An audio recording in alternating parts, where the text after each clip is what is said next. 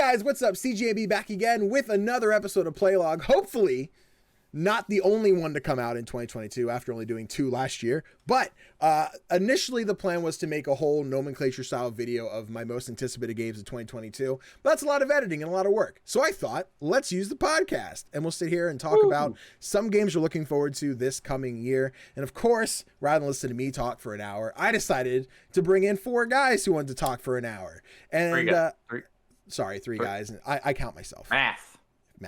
But over to my right, the camera's flipped. I don't know how to do this. Anyway, I got Chris. Chris, how you doing today? Doing awesome. How are you? Absolutely, dude. We're gonna get you some. You want some cocaine when we get started? I see. Late, right after stream, so everyone's a little tired, but we're gonna juice it up a little bit. Beneath me, as per usual, I have Connor. What are we talking about? Exactly. Monkey. Connor actually just finished watching Kung Fu Panda before he got in here. And last but not least, I have Kanai, Dwarven Lion. I don't think I said Hobo Monkey. Hobo Monkey. Two. Hi! Yeah. And then I have Kanai, Dwarven Lion. Hello. Absolutely. Thank you guys for joining me this evening. So what we're going to do here is we're basically just going to start. Each of us have created a list of 5 games we're excited for in 2022. As far as I know, based on kind of like, do you have this game? Do I have this game? There should be maybe 1 or 2 like overlaps that might step in, and we'll kind of use those. Whoever happens to present that one first, we'll take that moment to kind of discuss. But basically just going to be like, here's the game I'm hyped for. Here's why I'm hyped for it. And every now and again, I might try and pull up some gameplay just to kind of be like, this is what the game is in case you haven't seen it before. But if you're just going to get things rolling, I can start off, unless you guys just want to be like, you excited to be a gamer. I mean, always, You want to be excited to be a gamer? That's the requirement to go first? No, not necessarily. I figured I'd start just to be like, all right, let's get the mojo. But that's perfectly fine. Cool. All right. Well then, hey, so out of the 5, so I have 2 games that I never shut up about. So obviously they're on there. I'm going to save those 2 for last. But the first game I have for 2022 that I'm really excited for is Sifu. And I don't know how many people remember it. It was like one of the PS5 like reveal event games. I'm actually going to try and do this really cool thing. Hopefully it'll work here with the magic of editing. But it's this action adventure combat game from the guys who made Absolver. And there have been some previews in the last like month where people have actually been like, hey, it kind of plays like Arkham and Spider-Man, but like not. There's different button combinations and how you kill people. But the one thing I really like is like this age mechanic that they add into it. So every time you die, you get a death counter. And then every time you respawn, you age by the amount of death counters you have.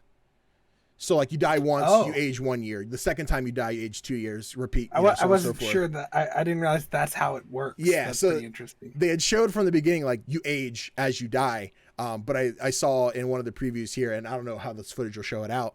But yeah, like that's one thing I'm really interested in because you gain skills as you progress. So you do more damage, but I think it's every like 10 years or so, you're getting older, so you're getting more frail, so your health goes down.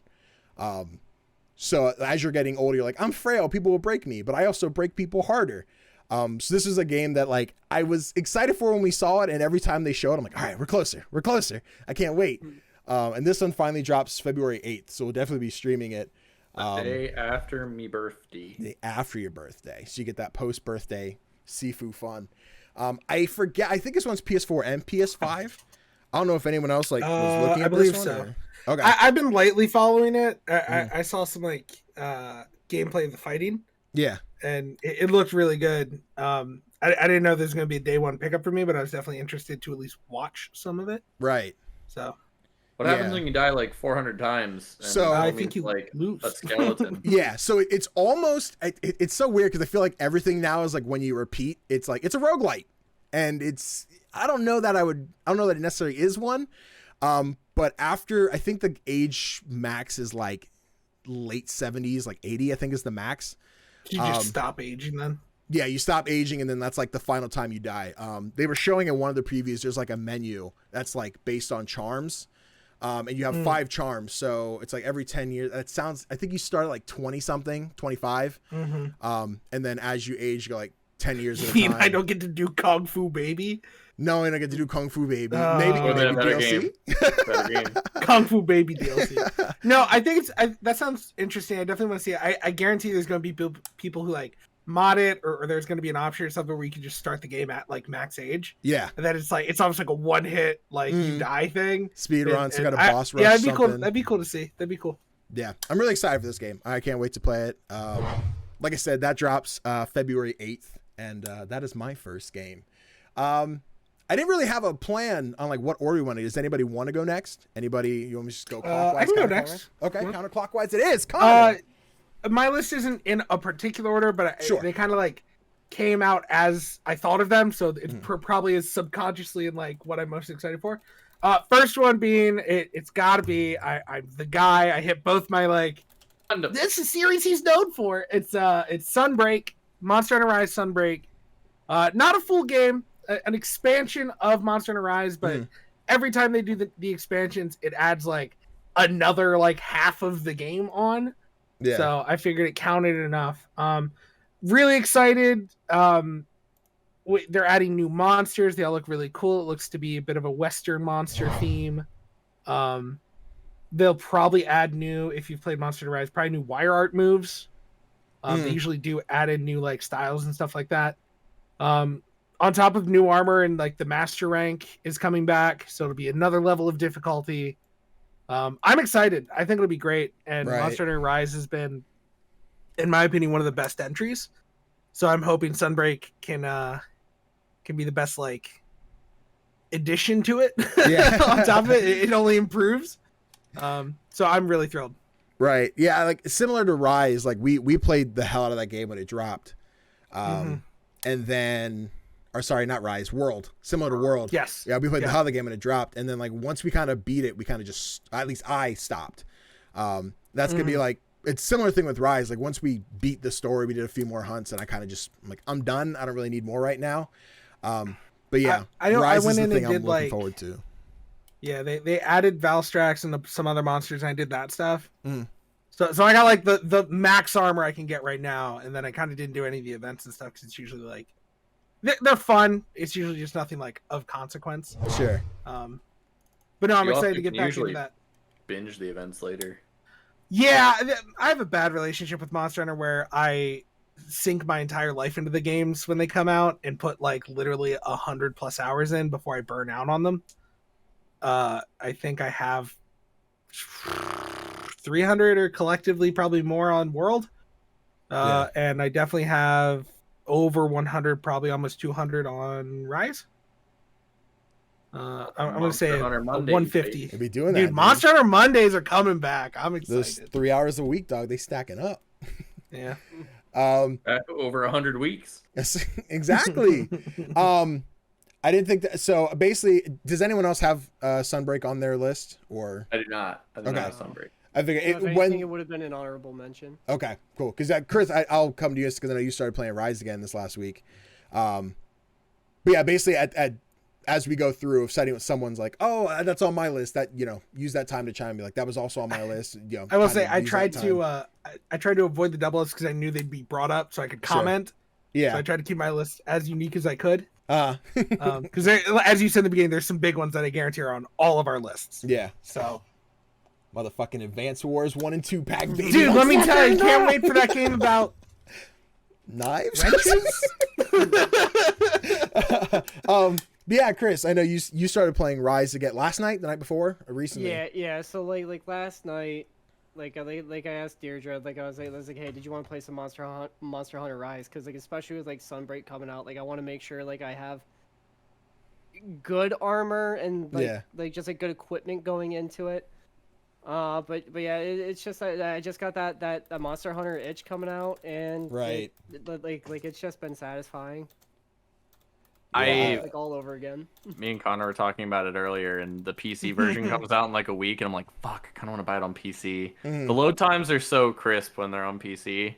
World was like such a different game when we bought it on PC. Sunbreak gonna come out on PC?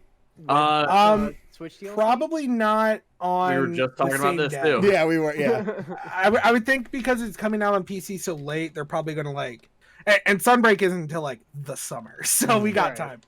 But I was gonna say I tried to look up the date and it was like January 12th. I'm like, you're fucking lying. And it's like No. that's Rise for PC. Yeah. so unless they do surprise us and do a like simultaneous release for Sunbreak, I mean that would give people playing on PC 6 months to complete the story, which is not hard.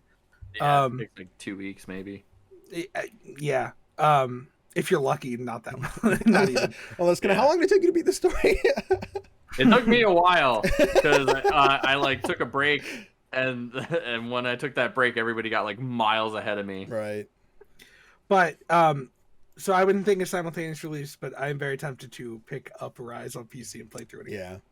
But you guys are saying you want to pick it up, and I'm not 100% against grabbing it again on PC, but it's like at the time this it drops in a week now, and I'm like I'll have other things to play, so I can play Rise on PC. Absolutely.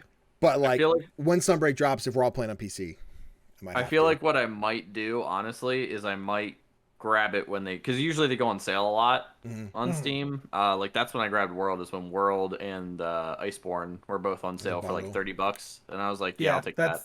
That's actually a pretty good plan. I might do the same. Sweet. Should we popcorn this? How so? Should we like when you share, you pick another person? I'm fine with that. It's like, as long as we keep no take backsies, right? Like, kind of just want to bounce back and forth. Person before you Ignore Chris and that's shitty. You know, there were 2 friends in every class who did that. It's like, I picked Jerry. I picked Billy. It's like, shut up, I'm gonna read. My turn. You wanted to read? All right, nerd. I like Frankenstein.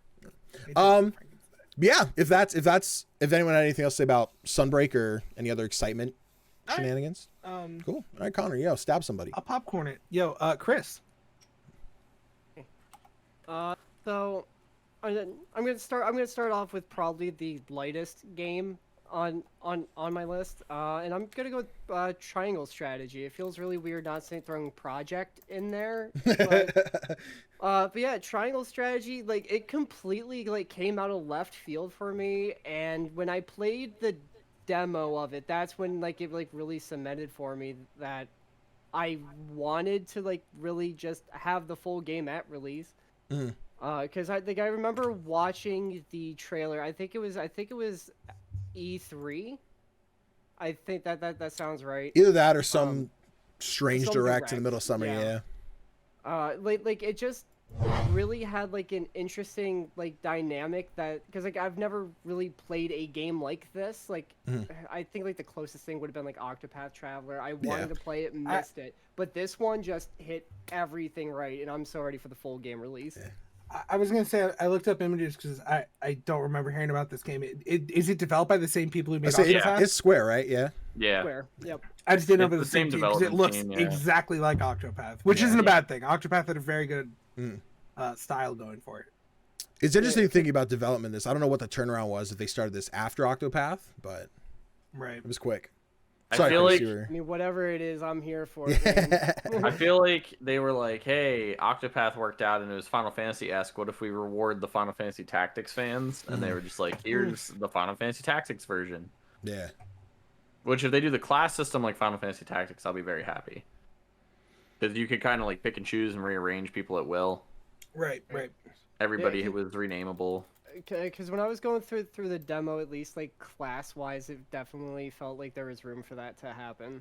It was just locked because demo. Right. I just got stuck in the 2-hour-long intro paragraphs. Yeah, I downloaded it the day they had it. I just have yet to touch that demo. Yeah, dude, I couldn't wait to get my hands on it. Like the second they said it was on the eShop, download it, and I was ready for it, man. Yeah, I think I had plans to do trial period. I think, Chris, you did the video for it. Yes, and, I did a test run on it, yeah. You had mentioned, there was something you said, I think it might have been like the long cutscenes. I'm like, okay, maybe I'll get around. And then I think I did a trial period of something else that just kind of fell away. Yeah, because like, it took like, I want to say it took me almost an hour to get into combat. Ooh. Yeah, it's long. Yeah, because like, it was like all just like describing like, how like the scale system was going to be working, how like all of your decisions impacted the world. It just, they were trying to like establish, and it was nice that it's like I had an idea of what the game is before it comes out. But once I got into the combat, it made the whole experience so much better. Cool. Yeah, dude. It looks pretty. It looks exciting, and I think right now, I don't know if it has a release date. I saw 2022, but March 4th. It looks like I'm seeing sounds accurate. Yeah. So it might be one I try and grab later. Again, it's a Switch game, so Switch games like never go on sale. So I might just have to. But I might just wait because in that time there's going to be like 3 or 4 other games I'm playing at the end of February, beginning of March. So it might be just wait for it to come out on Steam. Right. That's true. Dude, tell me about it. Like this, like the first like 4 or 5 months of the year, I'm booked. I'm good. It's crazy, I got dude. Like there's like this weird summer. there's like this weird dip in the year where there's like not a whole lot of games coming out. It's like this weird like 2-3 month span where like nothing comes out. It like almost lines up with summer, and I'm like, huh, that's weird. Right. Yeah, they started kind of the game industry as a whole back at like the launch of the PS4. There was always that like drought at the beginning of the year, and then summer through winter was like always busy. And then like year 2 or 3 of the PS4 is when Dying Light's like, we could drop in January. And like everybody played it then. Everybody. It took me like 4 years to play the damn game, but that's when everyone was like, huh, I guess we can release games earlier. So then we started getting like Resident Evil 7, I think was like a March release, and like a bunch of different games started coming earlier in the year. And now we see, as I look at this list of like, look at all this stuff coming in January, February, March. I'm like, yep, they're learning. Persona 5 Horizon all came out in February. Yep, we got, and some I'm like, I know we're talking about that one, so I won't bring it up yet. But yeah, there's quite a few. Horizon was January, wasn't it? February, late February. Was it February? Okay. Yeah. Are you talking original Horizon, or are you talking original? Oh, that off the top of my head, I'm not sure. Okay. Gotcha. Sweet. Anyone else? Triangle strategy?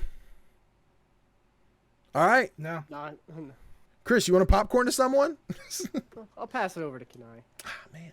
All right, so I'm here to talk about Hello Kitty. No, I'm kidding. My first one, I feel Island Adventure. That's on my I feel like people aren't even gonna remember that this was announced, but Evil Dead the game. Okay. I'm Yeah. super hyped for that shit. I'm super hyped for that shit. The idea of just like I kind of hope it's the reverse of the asymmetrical, where like the good guy is like the monster and the other guys are that'd be Jedi. awesome. I would love that. I doubt that's what it'll be. You'll probably be like the characters from the movies and the show, but like regardless, it's so goofy and fun. I think it'll add like a really good element to those style games. Yeah. If it's done right.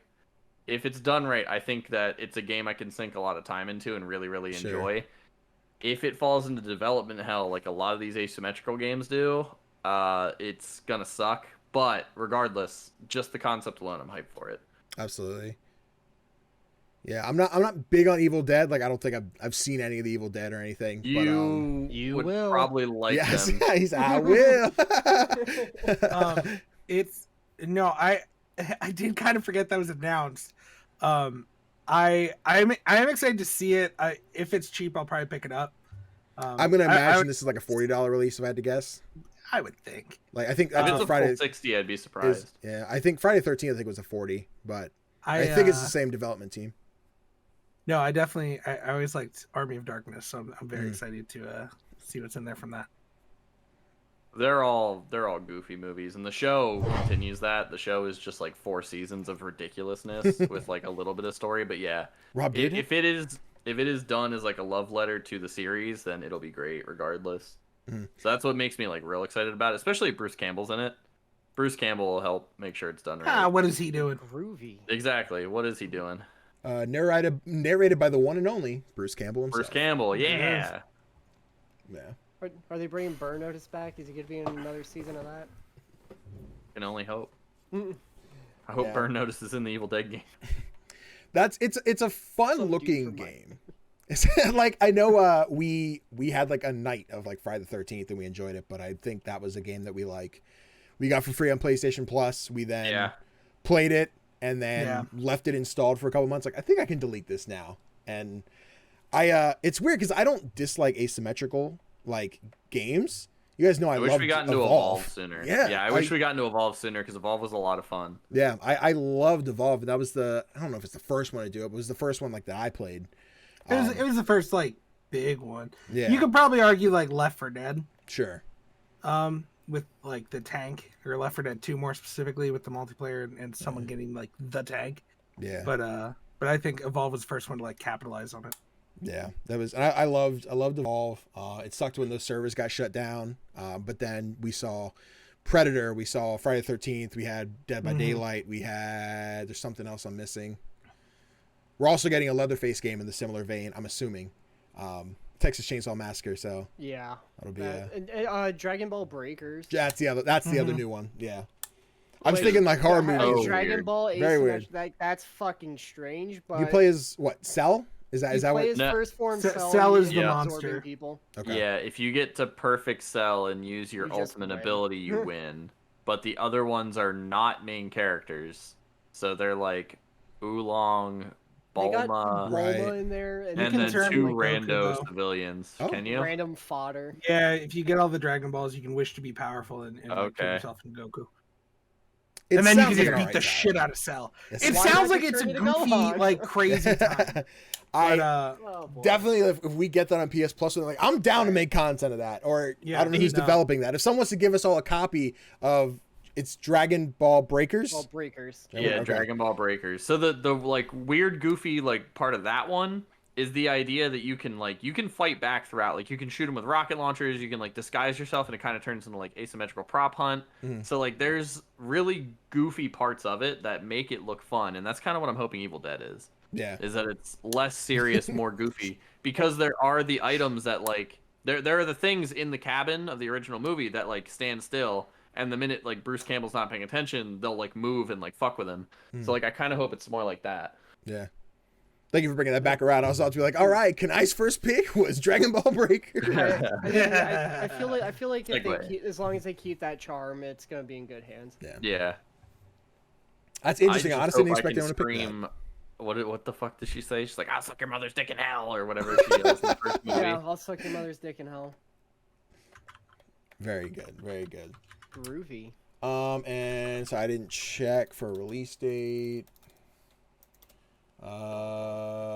Currently says February 2022. I don't see a concrete date, so that may be For Evil Dead? Yes. Hell yeah, baby, let's go. Saber Interactive. Yeah, it says February 2022. So, all right, that one's right around the corner. So we shall see. I'll take it. Kanai, you want a popcorn? I'll taste. What? Hello? Hello? Boys get ready. Boys get ready. Boys get ready. He's tasting someone. I choose myself. No, I'm kidding. Go ahead, Danny. All right, bet. Cool. So I actually changed my list today, and this wasn't because Cotter and I had a similar game. I think we both probably had very similar lists. Yes, and we like And I'm gonna put something I different. edited mine. Yeah, I edited mine to avoid that. So hopefully we didn't edit the same way. I don't think anyone else picked this Swear one. to God. But my second game is Plague Tales Requiem, which I am because I don't remember hearing about that one. Bro, I'm so amped for that. So, Plague Tales, I played it I think I played it. Plague Tales. What'd you think I said? I heard Play Tales. And I was Yeah, like, Play Tales. Play Tales. That sounds Plague fun. Tales. But yeah, so Plague Tales came out in 2019, I think, and I played it like at the beginning of 2022. 2020, not 2022. That's now. But I played it Played it right now. Yeah, everyone was talking about it for Game of the Year. I'm like, I haven't touched this thing. I don't know what it is, but I kind of want to check it out. And I played it, and it's just a really fun, like, action-adventure game that takes place during the Black Plague. Just rats everywhere. It's a disgusting, like... It was, like, the first game that literally almost made me vomit. Because there's a moment where, like, a mountain of dead pigs, like, rolls down a hill, and you hear the squishes, and you see the guts rolling out. It was atrocious, but I was like, that's disgusting. I love it. That year there was a lot of like really gross and like intense scenes in video games. Right. There was that Senua came out that year. Senua, Senua's yep. Sacrifice. Is that God of War 2? God of War came out that year. It was 2018. Yeah. So yeah, God of War, where with like all the brutal like harsh shit he does. There was just so many like brutal cutscenes in video games that year. Mm-hmm. Yeah, I don't think we've seen any gameplay yet for Requiem. But after playing the first one, like I still have full intention of going back to platinum it. It's just a matter of like I have to play through this whole RPG again, so I have to like find the time to do it. Right. But I'm just excited to see like the continuation of their story, and without spoilers, like little brother plays a big role in like not solving the plague, but I guess being like I can protect people from it, and seeing like what happens with him next and what's going on. I'm very, very excited to play that one. I don't know. I think it's another one that just says 2022. So that might be one of those games. I'm like, we have a date. Let's try and like slip the first one back in and replay it for stream. Yeah, the combat's great where it's just like collecting different like junk around, and you have like a whip. And then you can use like arcane magic to make like fire burst, and that'll like push rats away. So they like, you can make a path to go through. You have like a little water bomb, so you can like put fires out. So if like a knight's walking through somewhere and you extinguish it, the rats will come in and eat them, so you can like get through. It's just not like it's a huge brain buster kind of game, but there's definitely more like puzzle solving to the regular exploration that I really liked. And yeah, I'm really, really excited for the sequel. And no one's played Plague Tale? Watched Plague Tale? I have Plague Tale. I've wanted to play it for the longest time, and I got it for free when I worked at GameStop. Somebody brought it in. For whatever reason, they couldn't trade it in, and they were just like, "Do one of you want it?" So my coworker took it, and I was like, "That's fine." I wanted to buy the game anyway. And then she brought it back like a week later, and she was like, "I don't like this game. Take it." And I was like, "Okay, cool." Is she bad at games? She's very, very picky about video games. And she was very much like, if it's not big, dumb, action-y man game, I don't want it. Got it. Yeah, this is definitely not that. Definitely not that. Like, her favorite games are like Halo and Doom. I think the only experience I had with it was a few times I saw you streaming it, Danny. Yeah. And I popped in and I was like, "Oh, this is a game about rats," and there's just like a sea of them. It's crazy, and it looks like it gets you. Like I had the trailer up. I know you guys can't see it, but there's a point like they showed this at Xbox's E3, I think, this past year, and it was like, it was a dark alley. I'm like, who's talking? This sounds familiar. And then the wave of rats. I'm like, Plague Tale, yeah! I remember that. I remember you getting hype over that. Yeah, I was very excited. How many rats become a liquid or whatever. Yeah, because you guys, I was camping at the time, so I was watching this in a cabin in the woods, and I think you three were all reacting to it. Yep. And I want to say someone's like, Danny's excited, or like something like someone texted me and was like, "Did you play?" I'm like, "Yeah, I did." I'm very excited for Plague Tales. That's one that I'm just like anxiously awaiting. I'm hoping it has a nice like cushion, like nothing before it, nothing after it, for like a good distance, so I can just ingest it. It all comes out the same week. Awesome. Hope it comes out the same week as Call of Duty. Oh, that's fine. No one plays that anymore. What do I need? What is? Who is it this time? Is that? We just had Treyarch, right? No, Vanguard. That was. Wasn't that Sledgehammer? Is that Sledgehammer? Is it? Connor, tell me what Connor. Okay, so then we probably have Infinity Ward next. So. I think the last fucking Call of Duty I played was like actually sat down and played was like Black Ops something, like, dude. Which one, Connor? That matters. Well, the numbers, Mason. Favorite, but I get that reference. I was hoping. I think you'd be like Black Ops 3. He's like, I don't know what that fucking means, Danny. I don't. Yeah, fucking numbers. Cool. But yeah, no release date, but really excited for Plague Tale Requiem. Popcorn time. Let me see. Do I just go the same order? Do we make it a little fresh? We could. We could just popcorn for the first order and follow, but I'm down. Connor, it's your turn, buddy. All right. I don't know if people expected this to be on mine. I feel like I probably haven't spoken up too much about it. Hold on, I'm pulling up the trailer because I'm hesitant. Oh, never mind. But I am excited for Forspoken. Okay. I've learned in the last few years I really love movement in video games. Mm-hmm. It is one of my favorite things. It's still my favorite thing in Spider-Man PS4 is just to swing around the city. I just was playing XO1 because that game is all movement, and it is Forspoken looks like it's going to have some really kick-ass open world movement, which I feel like a lot of games that are open world, not that they don't let you move, but they don't let you move either interestingly or like super quick. Yeah.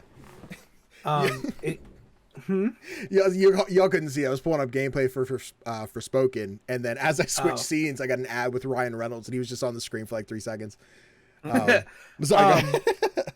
No, but it looks cool. It's this cool kind of fantasy vibe. I know there's some controversy with like the character and like how they might be written, but I'm excited. It's from Square Enix, right? I think this. Yeah, I think is it was this a Square game.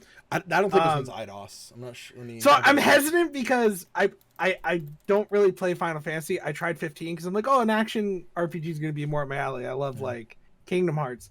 And then that sucked, in my opinion. The combat was lame. So I'm hoping Forspoken at least delivers good combat on top of good movement. Right. But I'm really excited for that. I can't wait just to get in there and mess around. Mm-hmm. Yeah, this one, it's published by Square, developed by Luminous Productions. I'm not sure what else they've made. It looks like... those aren't their games. No, so I'm excited for this game. Both because it looks pretty, and I agree with the locomotion and everything. But the writer is Gary Whitta, who also wrote Rogue One. Oh, really? Yeah, and he's also a kind of funny best friend. So I was like, where I heard about it, there was like a 2-3 month period where he's like, I'm working on a new game, can't talk about it, but like, pay attention to E3. And then when like they show it, because it was Project Athia, it was something like that when it first got announced. Yeah. And he was just like, yep, that's my game. And everyone's like, I'm gonna play it now. So way cooler name than Forspoken. Yeah, I agree. I'm hoping this is a game that's going to be like a powerhouse because it looks beautiful. Hopefully the gameplay feels as smooth as it looks. Yeah. And we get like a decent story and stuff. But I'm really excited to get my hands on it. Yeah, I pulled it up. The only other game Luminous has made is Final Fantasy 15. So, yikes! Okay, I'm scared now. I don't know if it's one of those like we pulled people from such and such studios kind of thing. I'm just looking at Wiki. It's Final Fantasy 15 and Forspoken. Look, so if I just as long as I don't have to just hold one button for combat, we're fine. If I can just mash a button. But you have to flick the stick, which is new and innovative. Shut up! Shut up! Are we flicking? You don't like combat skate, Connor? What's wrong with you? No, because it's a stupid. Kingdom Hearts did it better in 2002 or whatever, 2004. Chris, did you Forspoken on your radar? Pay attention to it, or it was like one of those things. Like when I saw it, I was like, "Oh, that looks cool. I'll probably pick it up at some point." Mm-hmm.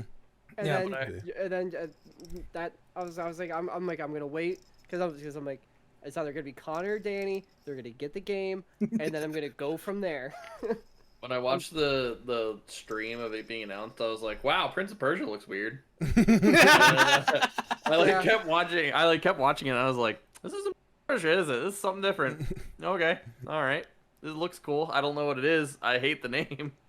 It doesn't make sense to me. I get it. Maybe it'll mean something later. Fuck, what's the word I'm looking for? The Impy Dim. No. The lady who's like shown off to be the big bad, the like very like royal bejeweled woman. Oh. I'm not sure like details, yeah. Okay. I thought I should know. Lightning from Final Fantasy 13. Pretty sure it's who I'm lightning thinking. Again. No, but I think like she looks interesting, and I think it'd be cool to have that like very, like ominous female figure in the background. I think it's cool, like a cool thing that a lot of people don't do. You know, it's usually like big bad scary man wants to end the world. Kind of sounds like Maligula, am I right, Connor? big Dude, scary lady in the background. I started playing Psychonauts this week, so dude, I'm so happy for you. It's such a good game. We're just keeping the same order. Yeah, might as well. Great, Chris, take it away. Okay, so the game that's coming out like within the next few weeks here, Pokemon Legends Arceus. I knew it was gonna show up. I didn't put it on my list because I was like, someone's gonna have it. Dude, I'm so excited for that just because like it's like a completely different experience, and I think that's gonna be the breath of fresh air the series needs.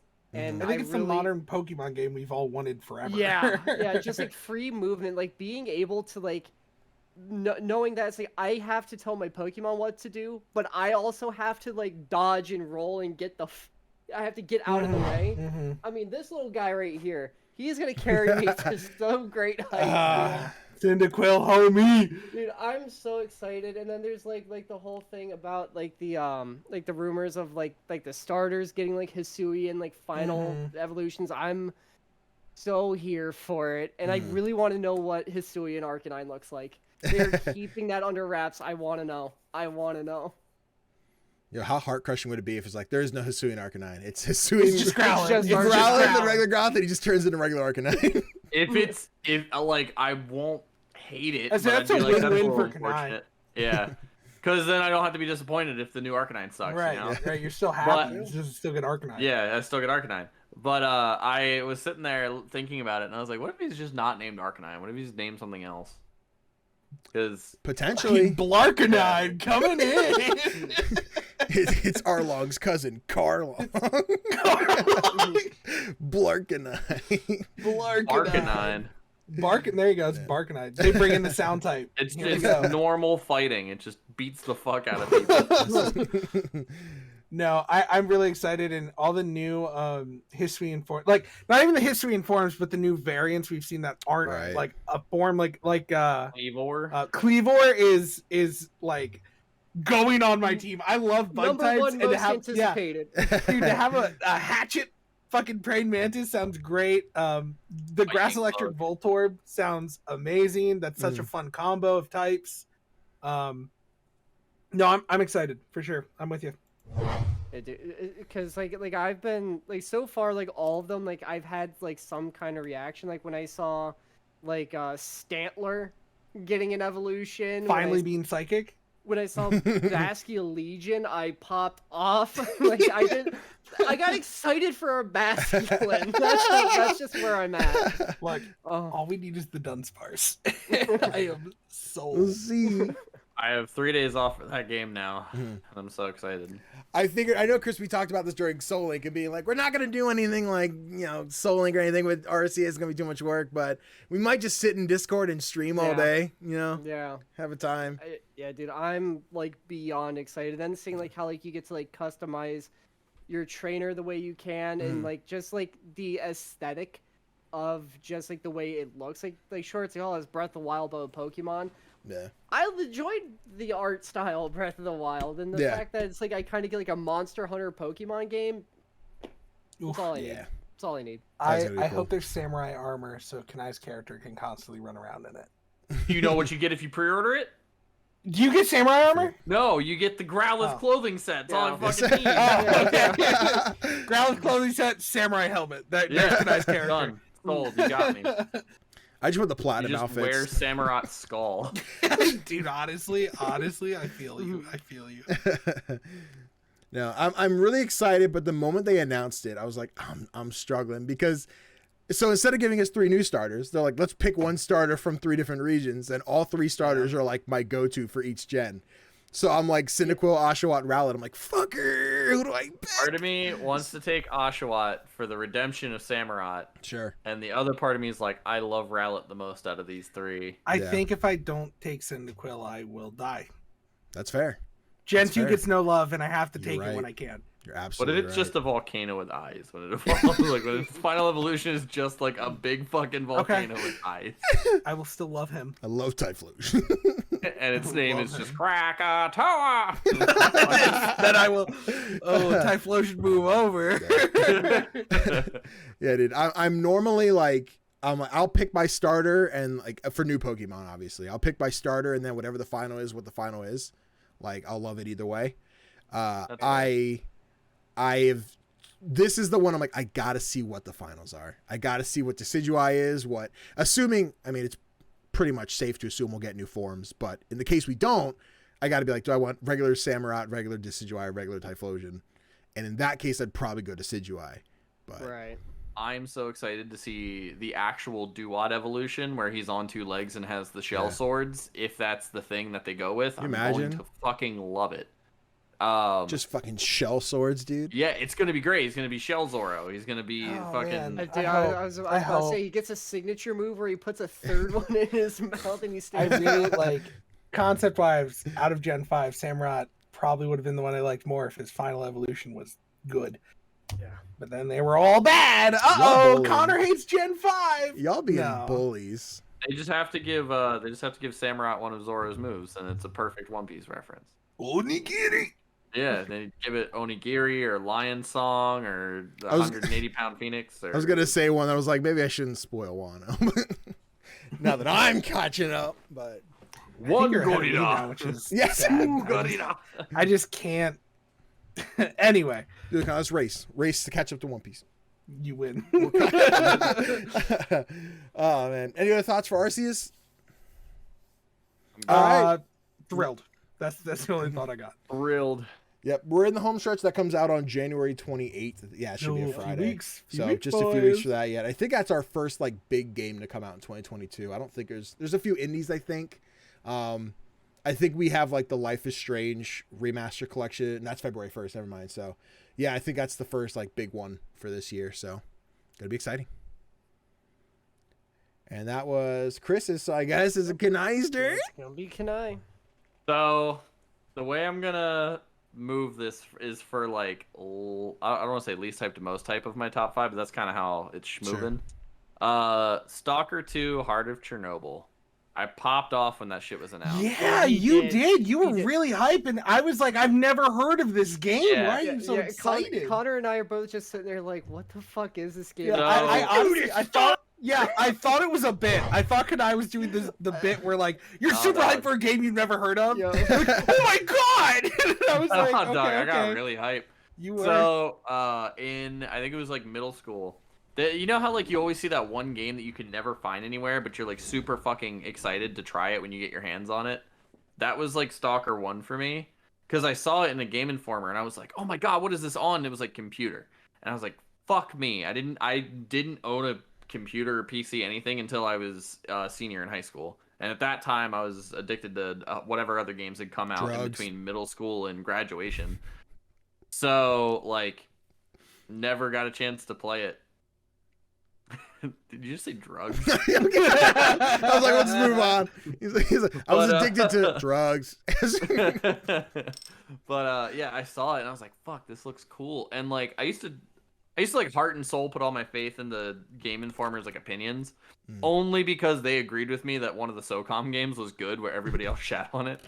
But yeah, Stalker had like these high reviews. It was regarded really well. It was basically like the Metro before the Metro games. If I remember, maybe one of them was out around the same time, but I think it came out before them. But like, it was just this weird, creepy, post-apocalyptic, like, what the fuck is going on? Like, it just looks so intense and, like, spooky, but also, like, you had a chance to fight back. And I loved that. And the fact that there was a second one that came out, I was like, that makes me want to play the first one. And lo and behold, the first one's on Steam. So, like, it's there. My options are present. But yeah, when I saw that shit, I like popped off, and it looks so beautiful. It looks like Amnesia, but in Russia with guns, and that is exciting to me. Yeah, I'm definitely interested in Stalker. Like, I have no history, like obviously you have, with like knowing the franchise prior, and Game Informer gave it a great review. Honestly didn't hear about the franchise until 2 got announced, and I was like, people are excited for this, and that's when you guys were like, Kanai popped off. Yeah, so like a lot of people, I think that's how a lot of people were with The Witcher though, right? Like, yeah, people, at least for me, a lot of people didn't really know what the first or second one was, and if they had experience with it, they were even more excited for 3. But like when people saw Witcher 3, they were like, this looks fucking pretty. I want to play this. This looks like fun. And the thing about that about The Witcher, that everyone was like, this is just better Skyrim.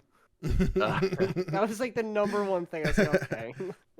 Which is super funny because Witcher 1 is old as fuck. Yeah, that's an old one. I watched somebody stream Witcher 1, and I was like, God, this is disgusting looking. This is real bad. It does not look pretty. It does not. The voice acting is rough, but like somehow like all the characters have different voices, which I was like, wow, that's impressive for a game this old. But like, yeah, they've always been impressive, but they've never been like amazing like 3 was. And I think that's what Stalker 2 could be for the franchise, is like it encourages people to go back and play the first one. Sure. Because the second one's so good and like such a new idea that people were like, I need to know the other shit. And I'm like, leading up to it, I might buy the first one and play it just Sure. because I'm that excited for 2. Yeah, I think S.T.A.L.K.E.R 2 is a day one Game Pass title, so it's assuming my PC can run it, Yeah. or I have a Series X by then. I'll definitely be intrigued in playing it. But it is interesting seeing like the industry where sequels are like introducing people to the franchise. Yeah. You know, and sequels usually sell, like, once you put a 2 or a 3 on, it sells better. But Far Cry 3 is like the earliest one I can remember of like, haven't heard this franchise, but I'll pick it up. A lot of people Witcher didn't 3. like 1 or 2. A Far Cry? Yeah, I think 2 is the one where you had to like, I want to say you had to like run on adrenaline or something. Yeah. There was some kind of mechanic where like if you That stopped, might be Instinct, Far Cry Instinct. yeah, like if you stopped, you just fucking died, and Right. like people hated that because it made it so much harder.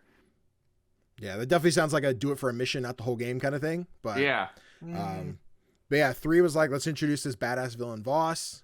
Witcher 3 was like, somehow CD Projekt Red was just like, they're a big deal, even though like no one played King of Assassins of Kings. I did.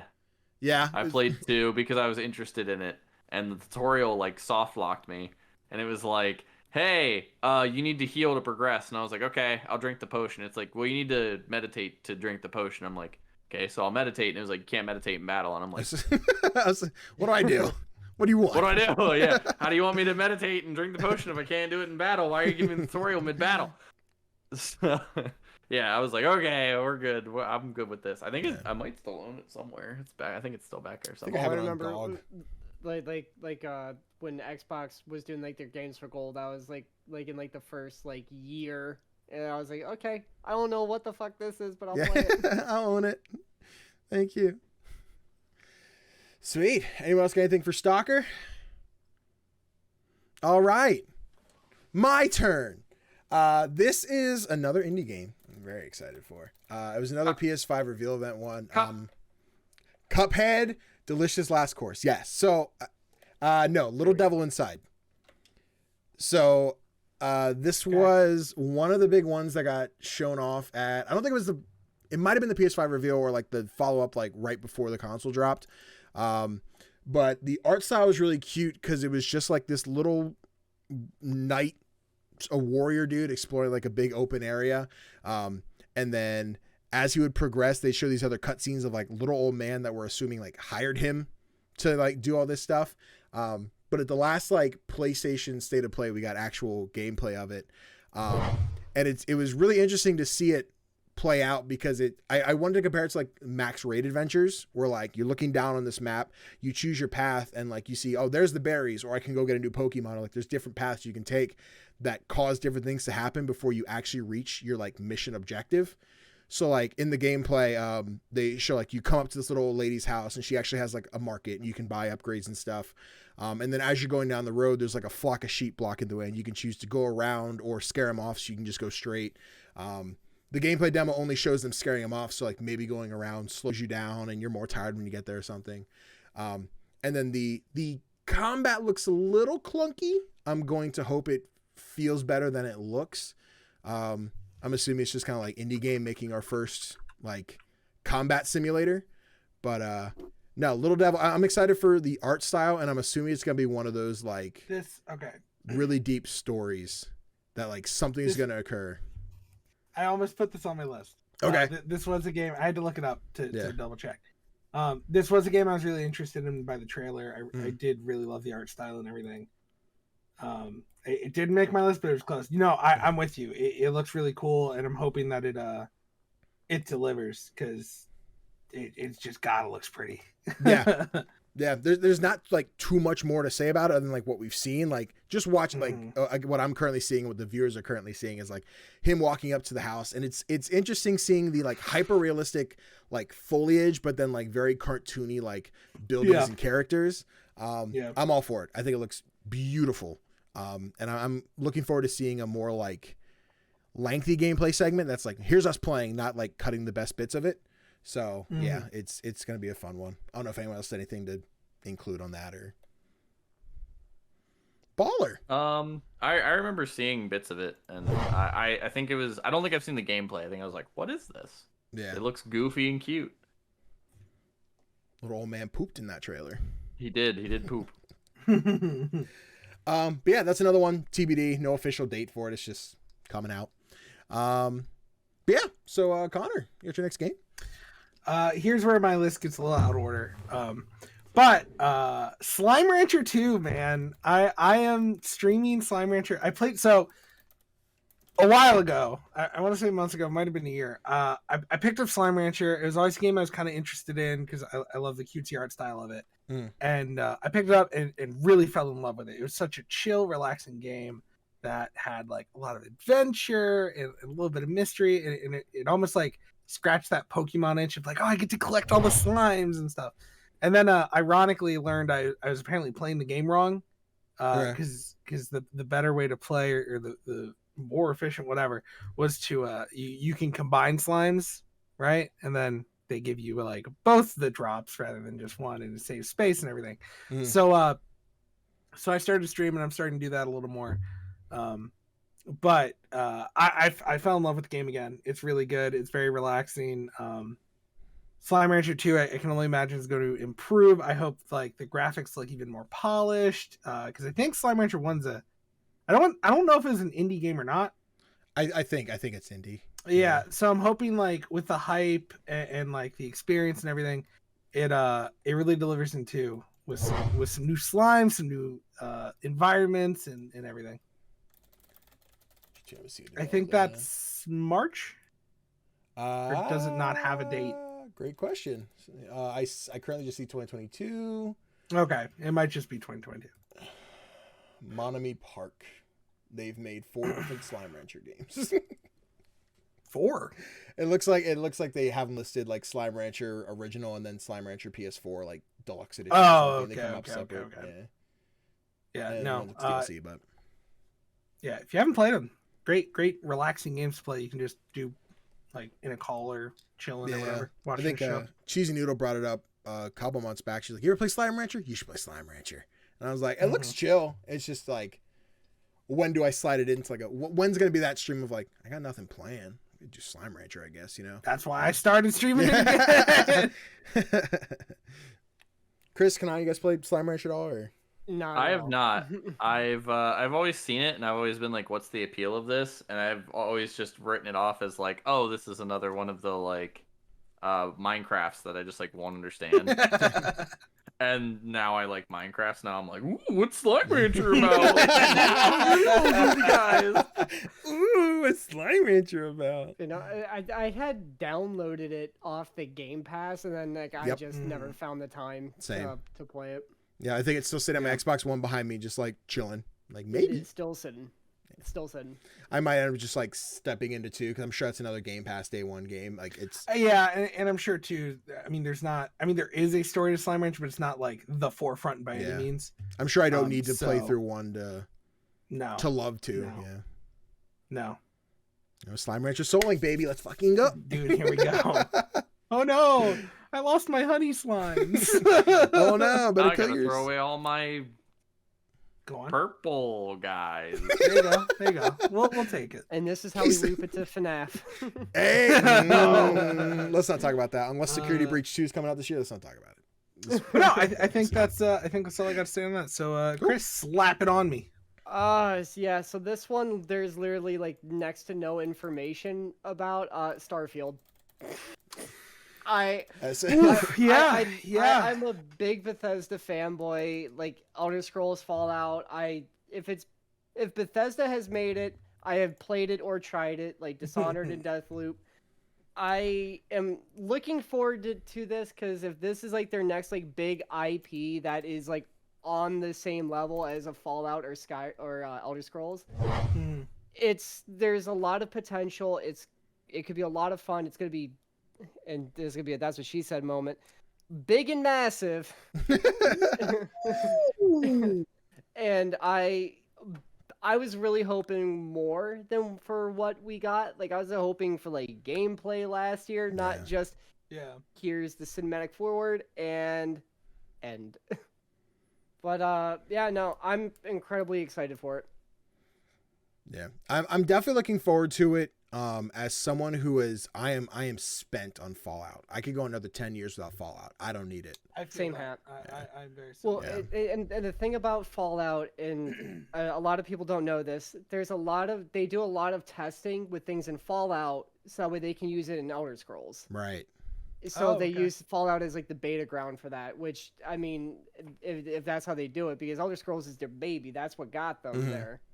But I am so like desperate to just like know more about Right. this. I'm like, I hope at like this year's E3 we see gameplay, we see something, because if it's slated for fall this year, there has to be some kind of like gameplay that has to be there. So once we see that, that may determine if I'm less or more excited for it. Yeah. I'm sure know- we'll get it at E3. I think it'll be our gameplay drop, if not a little bit sooner. I know when it was originally announced, I was very into it because it was very vague. It was just like the title, right? And then this last year, seeing more of it, it's not like that's not really the space aesthetic or sci-fi aesthetic I'm into. Right. Like it's certainly set in a more realistic, like, you know, these big chunky, like a lot of wires and shit everywhere. I'm more into the Mass Effect Destiny, like, oh, it's smooth and sleek and futuristic and stuff. But I will certainly keep my eye out on it because it's something new that Bethesda's doing. Right. Doesn't seem to be, which is nice. Right.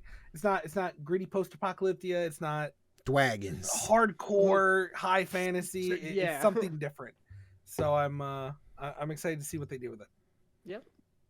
Until we get Starfield 76, then we get the big, massive online multiplayer. Please, nothing with 76 or online slapped on at the end of the title, please. Yeah, I'm excited. Not by I'm excited at like the growth of Bethesda. I mean, first off, Xbox bought them, which not that Bethesda was scrapping for money anyway, but now with Microsoft in their pocket, I'm sure this game's getting even more funding than it typically would already. Right. But yeah, I've also been looking forward to Elder Scrolls 6, something that we still don't know much about, but we know that we're not getting that until after we get Starfield. Trust me, Which I know if I said, like, what games are you looking forward to, not necessarily 2022, Chris, like, Elder Scrolls! That would be number one on my list. I have been looking forward to that. Like, when the Fallout 4 was announced, I'm like, all right, baby, we're in that time gap. I'm ready for You're it. coming in. Just years. Is it going to be there this time? This time? Yeah. But no, I'm keep saying it eventually. I'm excited at the idea of, like, I remember being in college and, like, all of us playing Fallout 4, and I think that might have been the first Midnight Kanai and I worked together as, like, separate GameStop employees. I believe I believe that is correct, yes. Yeah, and it was like, everybody was playing it. We'd be at college, like, yo, dude, I ran into some, I did this in Fallout. I found this. I got this really cool gun. And that energy of just like everybody's playing the same game differently is always like a fun time, which is like something we can get with Legends Arceus in a couple weeks. But there's something about like those open world Bethesda games that really has been lost with like Fallout 4 was like good, but not Fallout 3. That's everyone's like, it wasn't Fallout 3. And then Fallout 76 for the thing. We still don't have new the Elder Scrolls.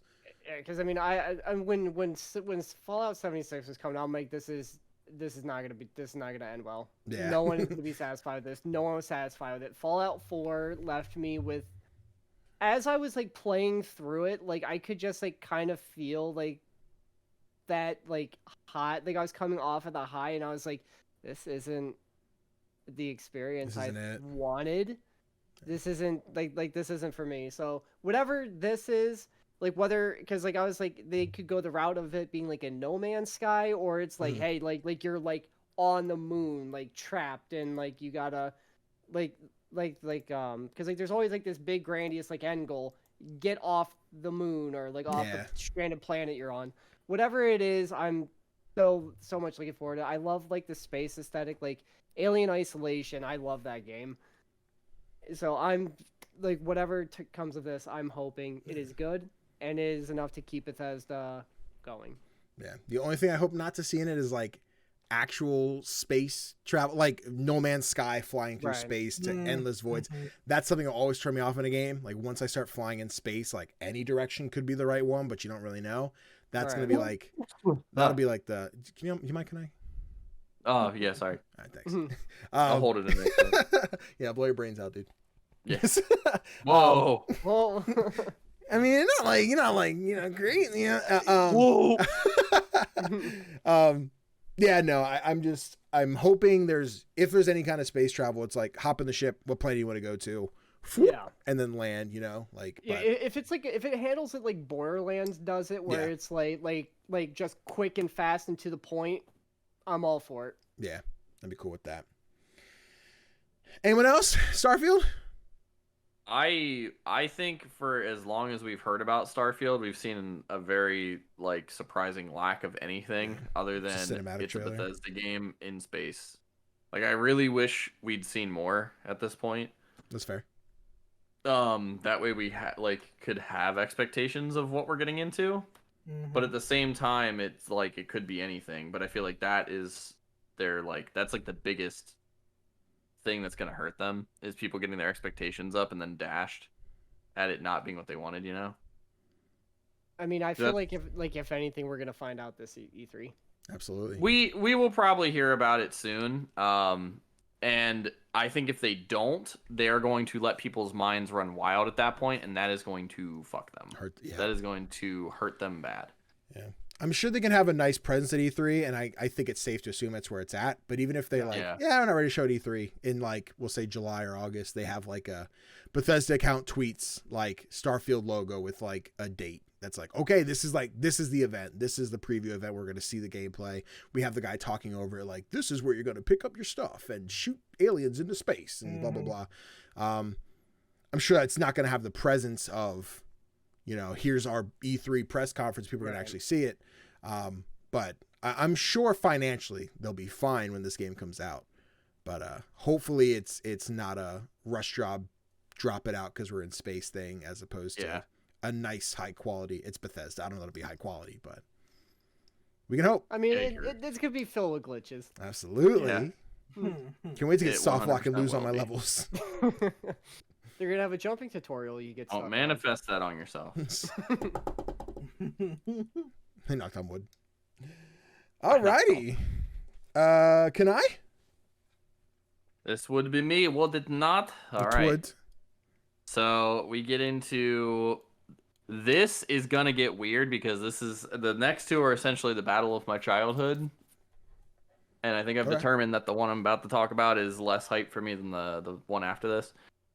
So Chris, you just put up a TikTok about your first game, and I was the first comment saying Final Fantasy VII was my first game I ever played. So I have a very strong connection to the Final Fantasy games. 7, 8, 9, 1 through 4. I own all of them back there on PlayStation 1. Like every one that came out on the PlayStation 1, I own it. But I love the Final Fantasy series. Whether I love every entry is to be determined. But Stranger's Paradise, Final Fantasy Origin, Stranger of Paradise, Final Fantasy Origin, looks like it links every game. Which, first of all, is hella exciting. But there's Garland, which is like a fan favorite villain of Final Fantasy in it. The combat looks smooth. I'm really hoping it plays more like 7, less like 15. But if it is going to be this like weird in between where they're like, we're going to keep pushing content for 14, we're going to keep pushing content for like our turn-based strategy games, and then all of our side game remakes are going to be these super dope, really pretty open world action adventures, that will make me very excited for everything they release for Final Fantasy in the future. That being said, the combat system in this, it looks like you utilize more than just one character, which is exciting. It looks like you don't just play one, you play the whole party. Which is a thing that 7's remake really introduced. Instead of just playing Noctis and 15 and the other guys do their way cooler combos and you just sit around and watch them do it. But yeah, I'm excited for Stranger of Paradise. I think it looks new, it looks different, but it looks enough of the same to connect it. And I'm excited to see what it is, because if it is something that gets me re-entered into the series again and like re-hype for when they announce something, instead of like, oh god, what did they do this time? 'Cause that's kind of how I was when they announced the 7 remake, and I was like, oh my god, this is great. If it's turn-based, I'm going to love it. And then it was a hack and slash. And I was like, no, they made it 15. And then I played it. And I was like, this is way better than 15.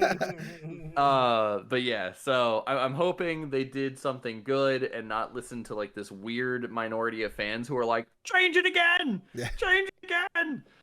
So I'm hoping it's more of the same in a good way, and keeps me interested the whole way through because it looks like a lot of fun. As long as it keeps like that gameplay of like 7 remake, I will be more than happy to play through like any Final Fantasy if it plays out like that, because that gameplay is so smooth and it just keeps me it keeps like that thing in my brain that's just like you really like this, just keep it going, keep it going. It keeps that satisfied. So if it has that, I'll be more than happy to join you playing it. I'm intrigued to see where this game falls for fans. I myself am not sold on it. I played the demo on PS5. And as someone who the only Final Fantasy game I have enjoyed is 7 Remake, I'm not really the person to give their opinion on a new Final Fantasy game. But I did start 15 and played like 2 hours, and it felt to me the same way 15 was the reason I stopped playing. Again, that's me only playing so much Final Fantasy. Maybe it's also I'm just not interested in these new characters that just seem like, bro trip without the bro trip part. Mm-hmm. But I'm it's one of those, I'm excited for those who are excited. I hope people really enjoy it. It's beautiful, gorgeous, and like some of the creatures and stuff you fight, they look badass. And I don't know anything about the lore. I know we're going to kill Chaos, whatever the quote is from the trailers. Yeah, so Chaos is like the overarching entity in every Final Fantasy that you never fight, except for in like one, I think. You fight it in one of them, I think. But like you almost never touch Chaos. You always see it in the Dissidia games, and there's, I think it's Light in Chaos. Are like the two entities, and Chaos summons all the bad guys, and I forget her name, but the lady deity in Dissidia summons all the good guys, and they duke it out and see who wins. But like you never really fight, defeat, end Chaos. So like it's really cool at this concept of like finally fighting like the eternal big bad. But Garland is, like I said, Garland's in it, which is fucking cool because Garland's dope. I love Garland. I think he's Patrick Seitz voiced. I'll definitely be playing it then. No, so I haven't played the 7 Remake yet. I have it in my library on PlayStation. Dude, $100 on Epic Game Store. Love it. So good. I'm sure I would. It's just, I don't know. Final Fantasy, I've attempted it many a time. You like 9? I from what I've played of 9, yes. I just haven't played in a while. And I feel if I pick it up, I'll be lost. But, yeah, I really should just download it and play it. It's just that situation of like, oh, then I gotta like clear up space and it's a whole mess. But yeah, no, I gotta play. I feel like I have to play the remake before I make my decision about this, because I feel like they will probably be similar. Did it feel like the remake of 7, Danny? I personally don't think it did, and it's weird to explain because I feel like the combat felt the same. Like I'm mashing the same buttons in both. Yeah. But I guess I would say like Final Fantasy VII remake felt more like I was doing Kingdom Hearts combat than Stranger of Paradise did. Stranger of Paradise doesn't look like you switch it up and mix in different things as much. Like Stranger of Paradise looks like it is Devil May Cry without the style system. That's how it looks to me, where it doesn't like encourage you to switch up and like change it. But it looks like you have the option to if you want. Yeah. Like if you give me a Final Fantasy story with a Devil May Cry gameplay like combat mechanic, I'm probably that too. Yeah, exactly. I'm probably gonna go fucking nuts in it because that's incredible. Yeah, I'm like not the person, like anyone in comments like, oh, you're such a dumbass. It doesn't even play like that. Oh my god, you're so stupid. But yeah, I'm currently not sold on Origins. I think it would be one that I'll probably pass on. If it happens to drop later, I get that weird itch of like, fuck it, right? Like I did with Returnal. I want to beat up a giant monster with horns and be a boy that wears 17 straps on his leg. Let's go. I know right now, if anything, when it comes to Final Fantasy, I'm waiting to see Final Fantasy 7 Part 2. Or Final Fantasy 16. Like 16 is where I'm hopeful that it's the new games now play like 7 Remake as opposed to 15. But can only hope. Yeah, because I'm with Danny. I'm in that area where it's like I'm very much like waiting for like the part 2 of the 7 Remake, because like right now, like as like it's going, I don't. There's a part of me that feels like troubled, but it's like Final Fantasy 7 Remake is like it's like on my top games of all time. I just don't know where it is because it's not complete yet. Yeah. So it's like I need to know like where like how that's gonna end to determine. For sure. They meet up with pointy bit versions of themselves and defeat Sephiroth. I Dude, can't imagine. wait for the remake versions of the quicksand minigames. I mean, we got a squad. Shut your mouth, Connor. Shut your It took him a ass second. mouth. It took him a second. I know that one. I know that Final Fantasy. I'm like, Shut the fuck up about the quicksand mini. so I'm like, I knew they existed. I didn't know they were this much of a problem. So They're I can't wait. they're awful. There's That's there's like three Shadow. things. There's three things I hate in Final Fantasy VII, and it's like how hard it is to find shit. The original, how hard it is to find shit in the airship. It is so hard sometimes to just find out where you have to go. The sand trap bullshit, and there's a part where you're wandering through like icy mountains, and the whole fucking thing is a snowstorm, and you're trying to like find where you have to go. But if you don't hit specific points, you don't go to like the next part of the map, and it's so annoying. It's so annoying. But yeah, the quicksand is bullshit. Alrighty. Anyone else for Stranger Paradise? Alrighty. That is slated to release on March 18th, so that one's pretty close to That the one's beginning of the also year. pretty close, which I'm excited. Yeah. Is that just PS5 release or is that PC as well? Great question. The list just said March 18th, so I'm gonna assume That's it's fair. both. I would prefer to pick it up on PC if I could, just because trying to find a PlayStation 5 right now is like the only one in this group who doesn't have one can be a pain in the dick. Is that not on PS4? It might be, but I'm at a point where if I want to play my PS4, it just makes me want a 5 that much more. That's You fair. know? PC, PS4, PS5, Xbox One, and the Xbox Series X on March 18th. So yeah. Dope. Cool. Sweet. Before we get back to me, this will be a great place for a word from our sponsors. Today's episode of PlayLog is brought to you by Dubby. Dubby is a jitterless energy drink formulated to give you focus and energy with no jitters or crash. Dubby's formula contains vitamins, amino acids, and nootropics, including the patented Neurofactor. In total, Dubby contains a blend of 10 awesome ingredients teamed up to boost your focus and keep you at the top of your gameplay. Dubby's flavor recipes are one of a kind and custom made by Dubby. You won't find their exact flavor profiles anywhere else because they only exist with Dubby. No calories, no sugar, and no artificial colors. Aside from their signature drink mixes, Dubby also recently dropped new merch, new sticker kits, and even a Dubby starter pack. So if you're hesitant on spending your hard-earned money on something you might not like, but trust me, you will, then you can grab the starter pack, which gives you a Dubby shaker bottle and 3 packets of Dubby's iconic Dragonade flavor. The perfect way to try Dubby without having to buy an entire tub. So use either the link in the description or go to dubby.gg right now and use code CGNB at checkout for 10% off your order. Dubby Energy, be better. All right, that was a great ad read. Now back to me. Well, okay, my last two are like dummy obvious games that like I'm so excited to play. Surely one, if not both, will be in the thumbnail. But my first one is Horizon Forbidden West. I am so amped to play this fucking game. Yeah. So like when the first one dropped, Chris, you haven't played Horizon yet, right? So I'm gonna give it a second chance because as it stands right now, the first one did not. It was not my cup of tea. Mm-hmm. I did not enjoy the. Was it general, combat? like, Was it? It was like a mix of like combat, the story, like it was just like a mix of like everything. I was also running on like 2 hours of sleep. I just got out of work. I was like falling asleep in my chair. So I'm like, let me give it a second chance, and then let me go from there. But as it stands like right now, like I'm like, it's just an open world game with robo dinosaurs. Woo. Badass and robo turtles. It's the combat that makes it fun.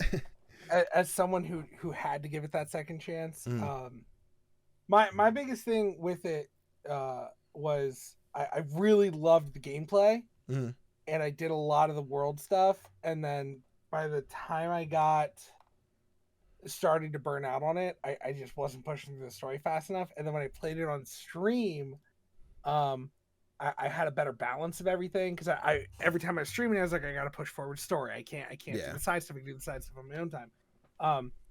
I was really by the time I hit the big moment in the story, I realized that's when I stopped playing right before it. And I was like, I specifically remember I got to it and I paused the game and I was just like sitting there on stream like this, like, that means this? and I was just like having a moment. It's a really good game. I'm glad I gave it that second chance. So Chris, I hope you enjoy it on your second go too. I'm thrilled for this game. Yeah, dude. This looks like it's gonna be really, really good. Yeah, I think you started but never finished. That is correct. Okay. I enjoyed it. I just got to a point where I was like, I'm taking so long in this. God of War is coming out. Spider-Man's coming out. I have fucking Persona 5. I have all these games that are coming out because 2018 was goddamn gamers grab bag, homie. 2018 was like the best year. And Red Dead 2, we, but yeah. We as gamers were eating well. We're eating good. Yeah, we were doing phenomenal in 2018. But yeah, I have not seen a year like that since, and this year is looking like it's going to be my next 2018, so I'm excited as long as these games are not letdowns.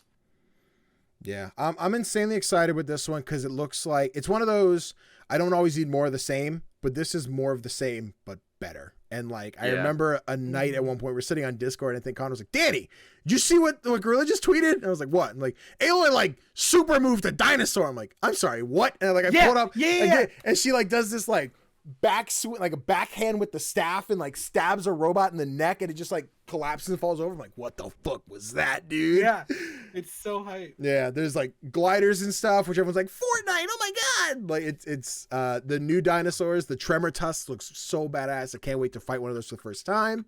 I'm hoping they haven't showed all the new machines in these trailers because there's at least like 7 or 8 of them so far. I've never been big on Gorilla with Killzone. Like it was just kind of like the lesser, like PlayStation's Halo, but like not as good. And he was more of a Kill Switch guy. Yeah, absolutely. I've never played Kill Switch. But no, yeah. For the PS2, yeah. I'm gonna borrow it. I'll keep it in mind if I ever get around to it. I got Horizon in like a couple weeks. But yeah, like just seeing some of this new gameplay of like the new machines fighting, the new like human enemies you're going to be dealing with, whatever this weird like plant rot thing is that's destroying the world with people and machines. Like it just looks wild. Kana, yeah. Gameplay on the screen now, again, you guys can't see, but like underwater traversal now, like wasn't a thing in the first one. I'm sure there's gonna be more there. I will say this was more because I remember a lot of the trailers, and Chris even brought up the point too, is they were like robot dinosaurs, and really there's like a robot dinosaur. and like it's cool, but like the rest are like robot animals, and it's still awesome. And this one's like, all right, remember we said robot dinosaurs? We'll give you some dinosaurs. And now I'm just like the pterodactyls, the raptors, like the pterodactyls, the raptors, the like giant the turtle. mammoths. Are Watchers not raptors? I don't know what to call Watchers. Were like, yeah, they weren't. These are raptors. Like, they were eyeballs on a raptors. neck. They got like chainsaw feet or something. They have like their bottom jaw, I think, is like split in two, and it's like buzz saws. It's really cool. I remember one of the enemies I loved, even though it was like so dopey and like hard to fight, was like the hermit crab ones. I love fighting those. Do you know what? Watchers were like moas. If you all know what moas were, they were pretty much like giant prehistoric birds. Okay. Like emus. God, I see it, yeah. Big old emus. Yeah, dude. Just seeing some of the characters come back, you're going to be able to see like the growth of what's gone with them. Who's the like guy who's in it? With the mohawk? Yeah. I'm looking at him right now, and I'm like, I feel real bad because I remember Aaron? really liking him. Something like that. Yeah. I really like him. He's a great character. He just was like, in the first game, he was very much like early half, and especially when I played, like I did his stuff, did the rest of the game, then he like, spoilers, like comes back for like the final mission. And I'm like, what was your name again? Who's the dude with the makeup who's always like vaguely flirty with Aloy? And he always asks you, the guy who asked you to do like the people missions. He like asked you to go, you said the king? Yeah, it was like the Sun King or whatever. Was he? No, he's thinking of Preston He's voiced Garvey. by Shiro from Voltron. I know that. The character I'm thinking of. Yeah. I know you're referring to. I'm not. Aloy and is like the one character I remember, obviously, because you play as her. But hopefully with this one, I get a little more like. You don't remember the dad's name? It starts with an R, right? So I see. I was gonna say, yeah. I was like, spoilers. I'm like, yeah, homie dead. Homie died like an hour. Deceased. Sorry, Chris. Spoilers. Oh no, I made it past that part. Oh, cool, nice. Yeah, like there's not too much more to say. Like I'm just so amped for this. I know it's a game that I don't plan to stream through entirely, but I'll probably Guardians it where I play for 3 hours and then spend my night playing, and then I'll play and then stream comes around. Hey guys, last time I did this, but like I'm here now, and you know I'm not gonna put my whole journey on stream, but a good bit of it, like a couple weeks after that release is what we're gonna be playing. So I'm very excited. Anyone else for Horizon? Perfect. Can't wait for it. Absolutely, dude. Looks great. Connor, what's your penultimate game? Okay, this is the next obvious one on my list, which is Tiny Tina's, the next Borderlands installment. While not a canon sort of like sequential game, it seems like it's going to be, if you pay attention to this Borderlands storyline, it's going to be sometime probably between 2 and 3 because of Tina being younger again. But it is Borderlands, except they took that one Borderlands DLC where it was D&D, and it was like the best DLC in Borderlands 2. And then they said, guess what? We make it a whole game. And it looks great. Some of the details are coming out for it now. They announced 4 of the classes. Going to launch with 6 classes playable from the start, which is very interesting. Yeah, you mentioned there was like multi-classing this time, or yeah, there's going to be a multi-classing feature where you can pick up skills and abilities from other classes. There's going to be break. That's going to break. Oh, absolutely, it's going to be busted. There's going to be there's like a stat system, so you get like hero points, and I guess it's probably going to be like, I would think similar to badass tokens, where you can like slot them into stats and like give you boosts to stuff. Yeah, hopefully you get to like choose. It's not I always think so. random out of 3 categories. I think so. The really interesting thing is there's going to be like they're adding a lot of slots, if that makes sense. Like there's a melee weapon slot, so you're going to have melee weapons to your access, and you can pick them up like loot and switch out your dedicated melee weapon, which is really cool. There's spells, so there's a whole spell system. I don't know if that's probably going to take over like your grenades, I would think. Yeah, unless they still give you grenades. Unless there's probably there probably grenade spells, I'm sure. Yeah. No, it sounds really fun. I can't wait to like get my hands on it and play it with people. They just make it like they can make it like BioShock, so you can either have guns or spells. Oh, they could. Deirdre and I have been playing Borderlands 2 again, which is really fun to play through that game again. No, I'm thrilled. I can't wait for it. The more that comes out, the more excited I get. I will say, some of the class names are really good. Berserker. The Berserker, which is all ice based. The Stabomancer, which is like your rogue. There's the Dragon Claw, I think, which seems to be like a dragon paladin, which is cool. No, I'm very. I saw excited. the interest in Chris's face. Yeah, yeah. Paladin. No, I didn't know that was one of the classes. Yeah, dude. It's Chris was like, really where do good. I have my written down pre-orders?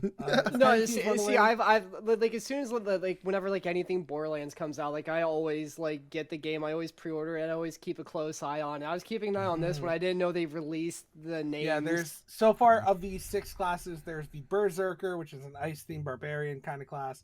The Clawbringer, which is the dragon paladin. The Spell Shot, which is probably going to be your wizard. I can imagine they're probably going to be a lot of like using the spells and probably like lower cooldowns and stuff like that. And the Stabomancer, which is going to be your assassin-y class. But they all have different action skills, like 3. And they, with the mix and matching stuff, I think it's going to be a really fun experience, especially since you will be able to play the same character and do very different things each time. So yeah. Yeah, definitely excited to play that one with y'all. I know Borderlands 3, I think we all picked up a launch, but I don't think any of us were in like the same like crew. Like we're all playing with. Yeah, I think we all ran different crews. Yeah, it was weird. Yeah. I played solo. Mm-hmm. That's what we talked about going back and replaying. Solo too. I think again because no, we all grabbed it on PlayStation, right? And then I think you picked it up again on PC. Xbox. Okay. I picked it up on PC, but it doesn't run so great on my PC. Because historically, Devin and I normally always go through the games together, and it was one of those instances of I'll play with you, and then just we never found the time, so I just ended up playing alone on stream, and then I was like, yeah, I'm good. Yeah, dude. I'm assuming this will have some cross-play, if not cross-gen play at launch. So whether PS4, I would assume PS5, cross-gen whatever. play. Yeah. So yeah, for like opening night, we're like, "Yo, we playing some Tiny Tina's, my guys." Yeah, absolutely.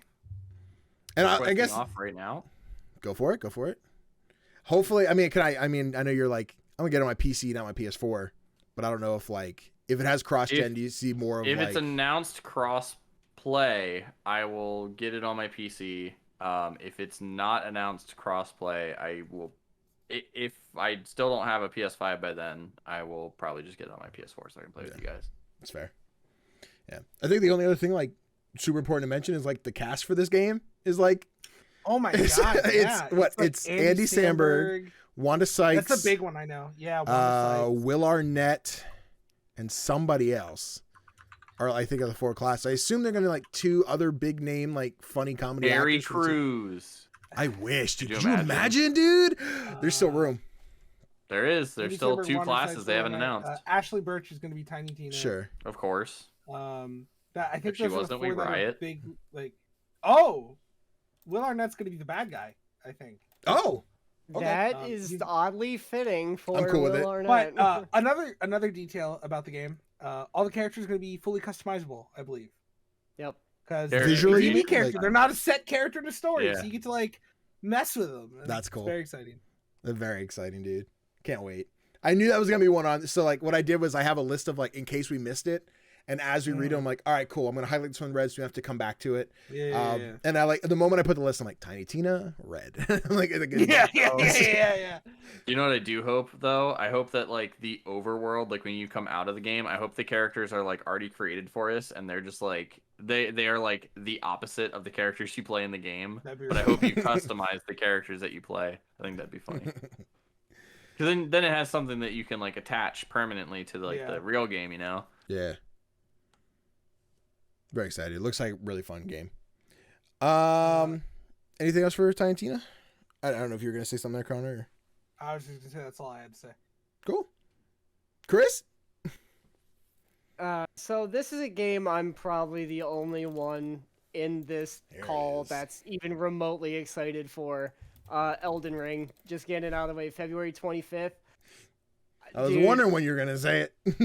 Yeah. Dude, yeah, well, because I mean, there's another game on it, but now I'm thinking everybody's gonna say it. I'll just wait. But yeah, no, I'm so excited. I love the Soul series, and just like the direction they're going, it's like they're taking the movement from Sekiro, which is I'm a big fan of, like stealthing, all that. They're applying it to with the dark fantasy that the Souls games are taken from, with the story of George R.R. Martin. I'm seeing the scope of like what they're doing with this game, and the fact that like we get to summon a horse and we get to like ride that around, like just the world being bigger, more expansive. There's a lot more to explore. It means there's a lot more danger and there's a lot bigger, badder monsters. But based off of everything I've seen off the one test, where they gave like the people like the first like hour, like the first like few areas to discover. I've been watching a lot of gameplay on that, and it looks very smooth. If you like the movement and the fighting system of Sekiro, it's like this is a whole like this is it. This is the hole in one. It's I'm definitely at the point, and there was a night I think it was Connor, me, and Ethan sitting in Discord like watching the gameplay, or it might have been Kanai. I know it was me and Ethan at least.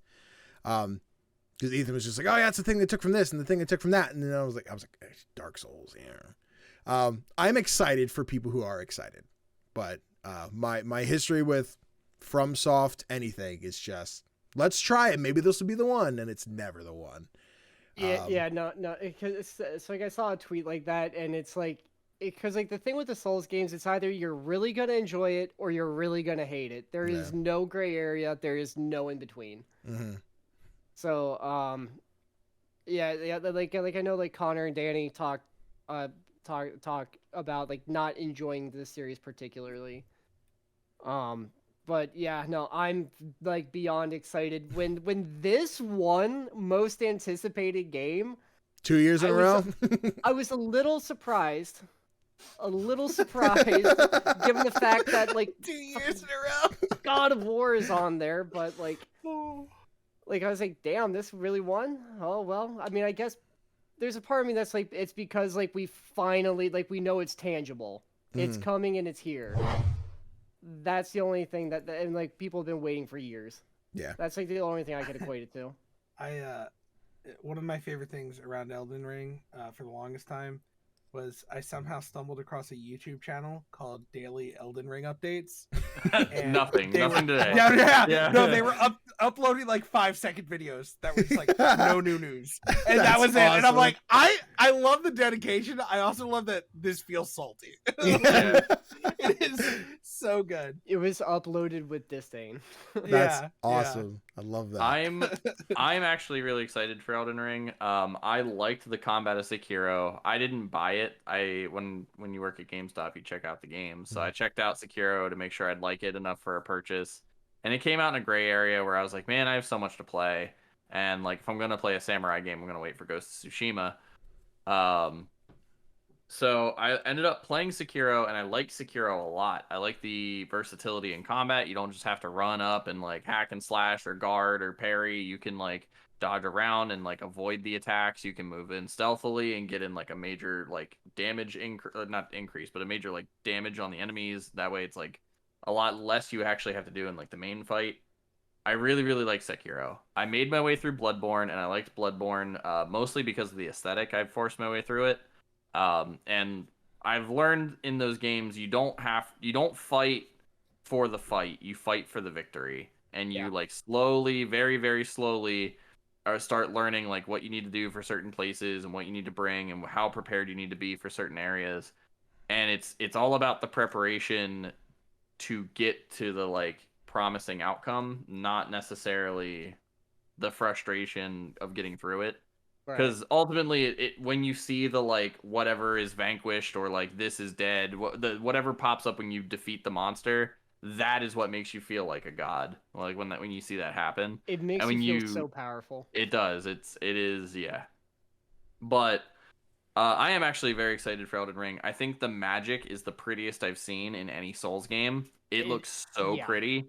I have seen a lot of people saying that the world feels empty, which worries me a little bit, just because the empty world is what made Fallout 4 very unappealing for me. So I'm really hoping that I don't feel that way, because it's also a dark fantasy. Like, dark fantasies aren't meant to be populated and big and open, like with bustling, robust character development and all that stuff. It's supposed to be like, these people suffered, and here's the consequences of their suffering. Like, that is dark fantasy. Which the like the opening like the beginning trailer they showed of like everything going straight to shit is just like, it really like captures that it's like this world is like at its last leg. Yeah, which is exciting. Deciding. Which is very exciting. But yeah, I'm hyped for it. If it's a day one pickup for me or not, it's going to depend on what's all on my plate at that time. But I am very excited for Elden Ring. Looks pretty. That's all I got to say about it. It looks pretty. It Visually, looks pretty. Yeah. That's all I got to say about it. I wouldn't. It'd be one I wouldn't like ever be opposed to like getting my hands on and trying without having to buy it myself. Like in those cases, like Danny, I got the game sitting around like once everyone's beaten it, but like I don't see myself being like, you know what? Danny streams his first time in Elden Ring. As much as a clickbait that could be, I'm like, I'd rather not hate myself. No, I did enjoy the flow of like mobility in Sekiro, and that's probably the most I put into a FromSoft game. But I still I got to Lady Dragonfly. Yeah, Lady Butterfly. Yeah, and I took my like forever to beat her, and then I finally beat her, and she had stage 2. I'm like, yeah, I'm done. I don't need this anymore. If it makes you feel any better, Danny, that means you made it further than I did. Hey, dude! All right, can I Sekiro race? Yeah, let's do it. Let's do it, dog. Let's do a Sekiro race. Yeah, dude, the boss is, and it's because like there's like a stark difference. Like it's like Dark Souls, like you could just like run in, just empty your whole stamina bar, and the guy, like whatever's in front of you is gonna die. Sekiro, you definitely have to. You have to have timing. That one requires a little bit more better timing. And Lady Butterfly is like the antithesis of, you better have your timing. It better be prepared for that second wave. As much as I wanted to fight the Gorilla Man and the Big Dark Knight, I was like, nah, I'm gonna put That this took game me down. 4 days. That took me four days. I hated that. Then it took me 4 days to realize that there was a second phase. And I was like, no, I can't do this. But then I eventually did it. And then there's the boss fight where you got to fight 2 of them at the same time. There you have it. I'll wait for Cuphead too. That's more my speed. That's Danny's Souls game. Absolutely. Oh, I mean, seeing how long it took him to get a DLC out, I mean, we'll see. I'll get Cuphead too by the time I'm 50, dude. Oh man. Anything else about it? Sweet. All right. Kanai, your 4th game. So we talked about my my battle of childhoods, and there was one other thing I got really hype about that people stared at me during the reveal for it, and I was just like, "Shut up! This is my childhood." It's not on my list, but I didn't know if anybody thought of it. Was Chocobo Racing. Okay, so I thought I had a feeling. I had a feeling. It's not on my list, but it is a very, very honorable mention for me. That is, as a child, when people talked about Mario Kart, I was like, "Is that like Chocobo Racing?" It's like a knockoff. Like yeah. Like Chocobo Racing was so fun to me as a kid because it was Final Fantasy, which again, Final Fantasy was my first game, and it was all like you played as the monsters, so you played as like the Chocobo, the Moogles, you played as like the Golems and like all the like goofy characters. And then if you were good enough, you could unlock Cloud, you could unlock I think it was Cloud, Tifa, and Squall, because they didn't call him Leon, and Sid, I think. No Barrett, bad game.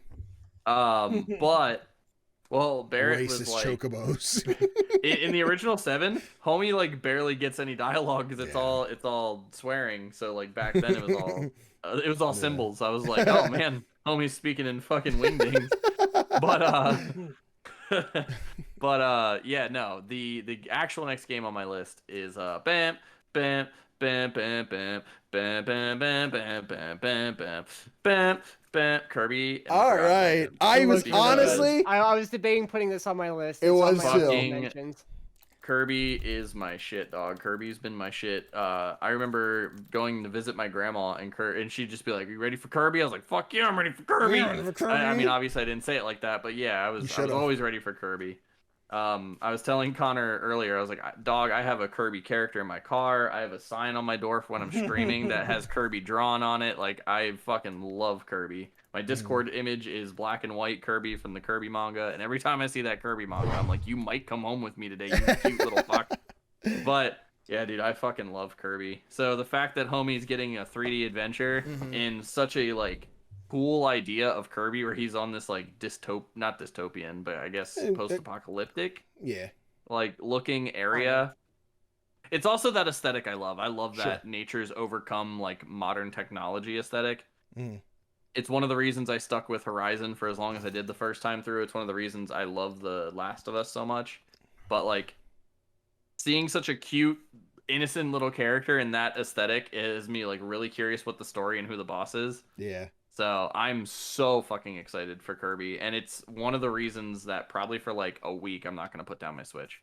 Absolutely. Did I feel that? Because it looks like it has like the same kind of like appeal that like Super Mario Odyssey did. And I didn't pick up Odyssey at launch. I played it with my niece, and I actually really liked it.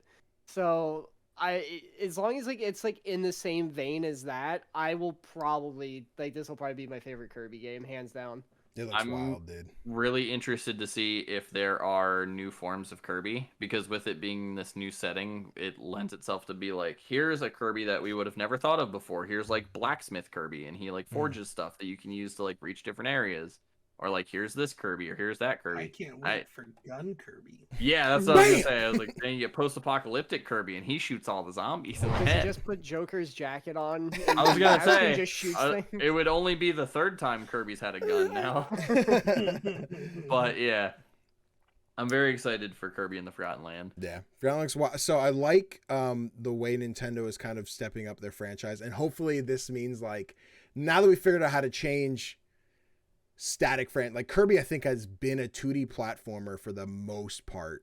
Like Air Riders aside, stuff like that. Give us Air Riders 2, cowards. That's what I'm saying, dude. That's what I'm saying. They're too But yeah. free. I mean, we'll probably get a new F-Zero before we get that. Well, Yikes. sorry, Air Riders. It was nice knowing you. But yeah, like them taking like, here's a franchise you know as this, because the last like 2 or 3 Kirby games just kind of felt very like, let's make it look pretty and plop it out like same It's old been game. like, hey, remember Return to Dreamland? Here's like the same levels, same music, same power-ups, almost same enemy placement.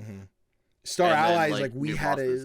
an all right time with that, but that's only because like same for Return to Dreamland, where it's like, I'm sick, I need health. It's like, make out with me, and like the Kirby's would kiss and you heal. I was like, it's all right. And like I think we finished. Did we stream that whole thing? I think we streamed the whole thing. Yeah.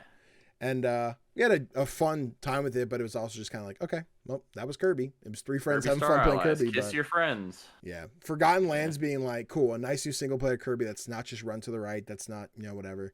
I'm really excited to see what this new one like lends. Hopefully it's more on the longer side than like, here's a 10-hour open world Kirby.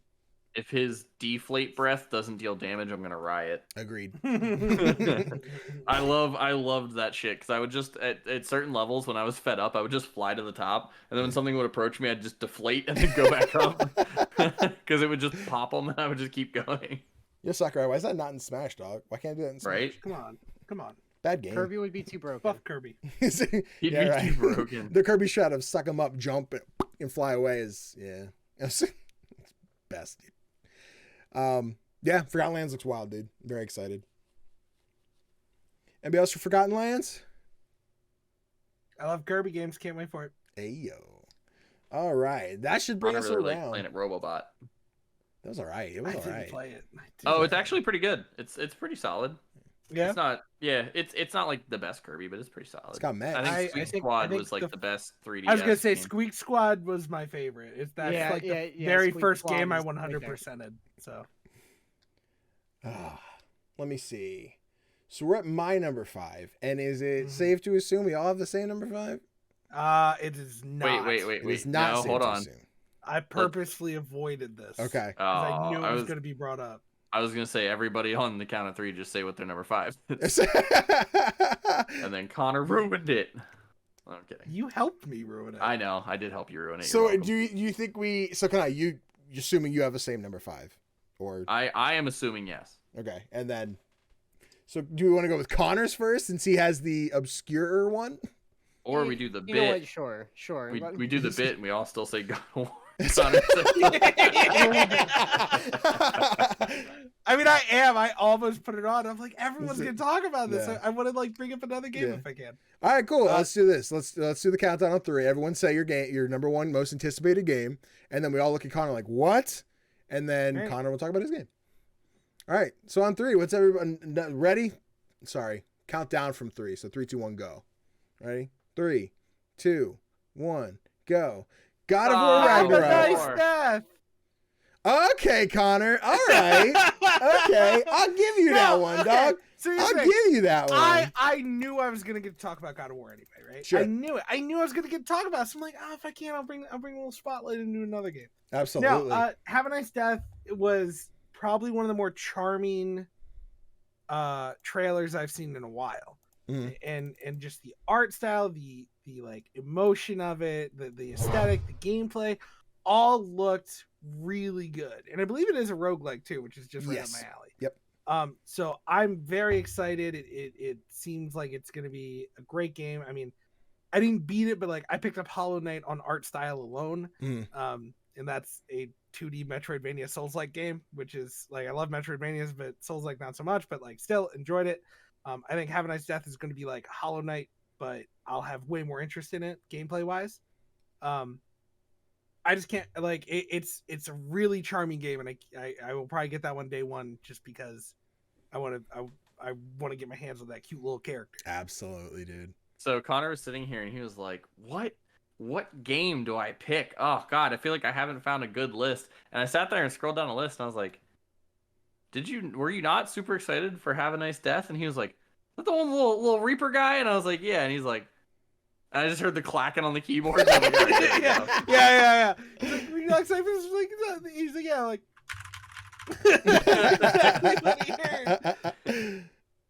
Absolutely, dude. I had messaged you the other day about this one because I think this was announced at the Game Awards, and you were like in chat, like, "Oh, that looks good."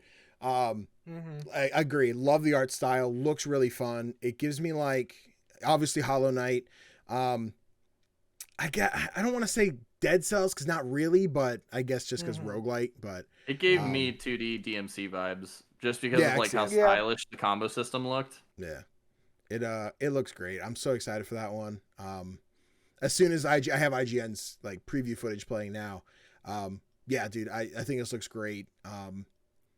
It's gonna be probably one of those games. I think was this just PC? I think it's like a Switch maybe. I forget what it launches on. But it feels like it might be also a Switch game, but it looks like it should be on Switch. Yeah, I could easily see myself being like chilling in bed, like laying on my stomach, blanket over my shoulders, and just playing this game. It looks adorable. It looks super fun.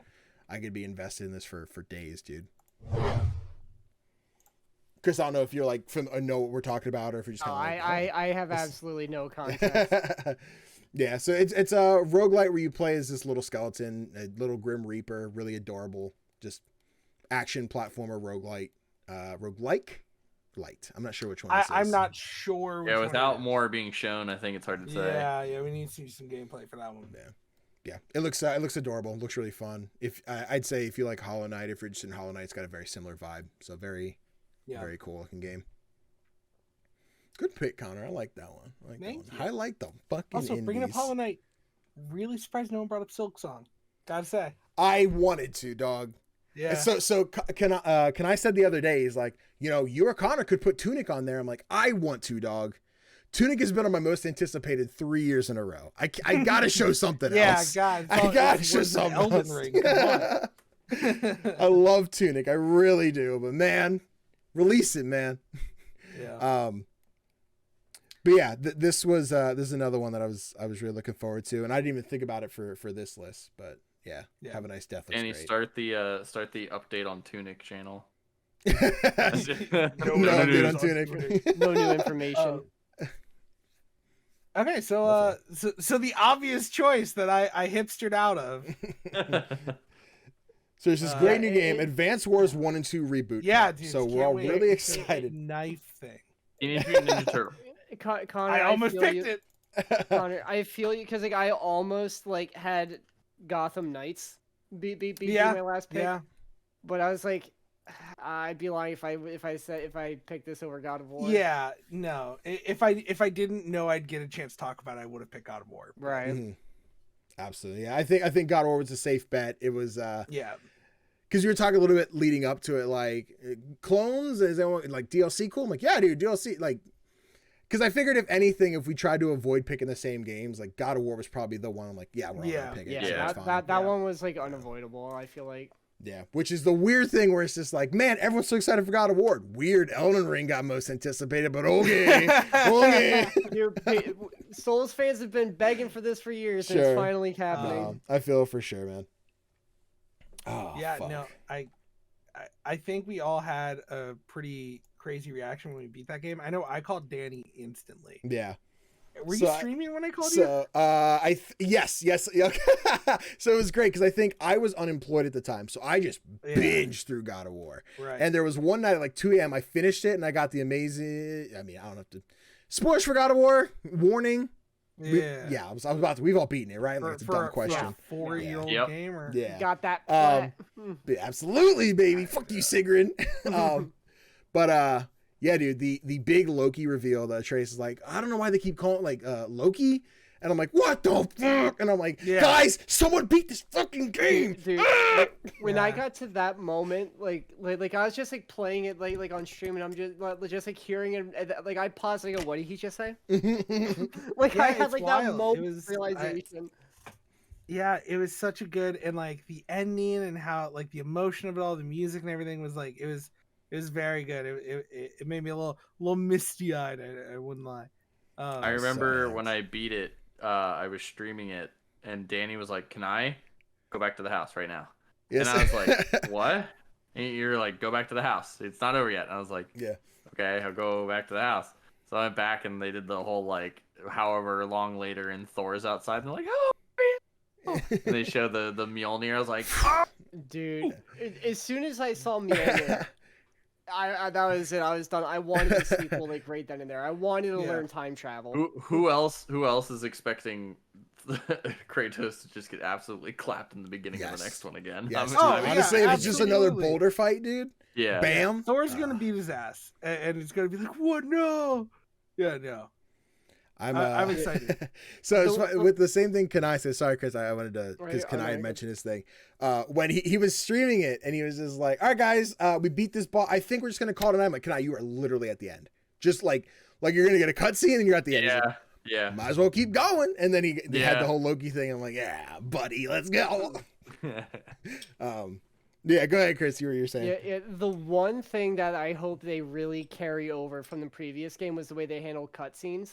And how Absolutely. it went right into gameplay. Like, that made for such an immersive experience that I have not gotten that in a game, and I need more of it. Yeah.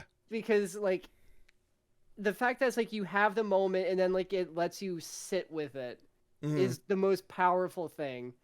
And moving forward, that I really hope they keep that. Yeah, I can't imagine taking it away. People I've gotten in arguments with where they were like, I hated how long the elevators took. And I was like, the elevators are the load screen. Shut up. Yeah. And they're like, they were still entertaining. Yeah, exactly. Still talked and stuff. Dude, and they were like, what do you mean? And I was like, when you're dude. going through the gates and when you're going up and down the elevators, that's when the game loads, homie. Like, that's when the game is transitioning and, like, loading its other assets. Do people, like maybe you had 5 loading screens throughout your game. Shut up.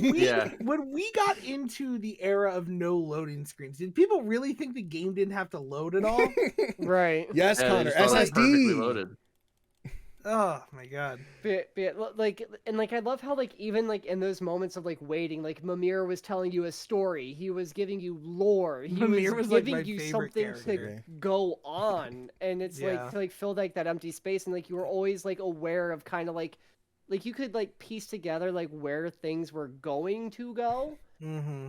And, like, he would just, like, help fill in, like those, like, empty spaces. It was I mean, beautiful. the boat conversations alone were, like, some of my favorite parts, just because, like hearing Kratos' like altered anecdotes of, like, you know, like the classic stories, like the whole scorpion and the frog thing. Yeah. It's just like, well, they both drowned. It's like, well, what's the moral of that? It was just like something that's not the moral you typically learn with that story.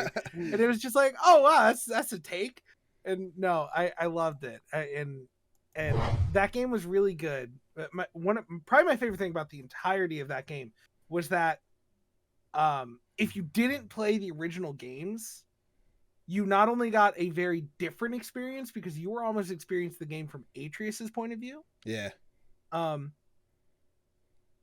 You got a better experience in my opinion. Interesting. I have to tell people that all the time. They're like, I never played the old one, so I never played it. And I'm like, just play it, because you almost get a better game because you get surprises that, like, you don't know about. And people are like, what? No, that doesn't make sense. And I'm like, it's better if you didn't play them. I promise you, because it's a whole different game. Yeah. So it rewards you for knowing, right? It rewards you for knowing throughout the like the way he talks, the way, like, he acts.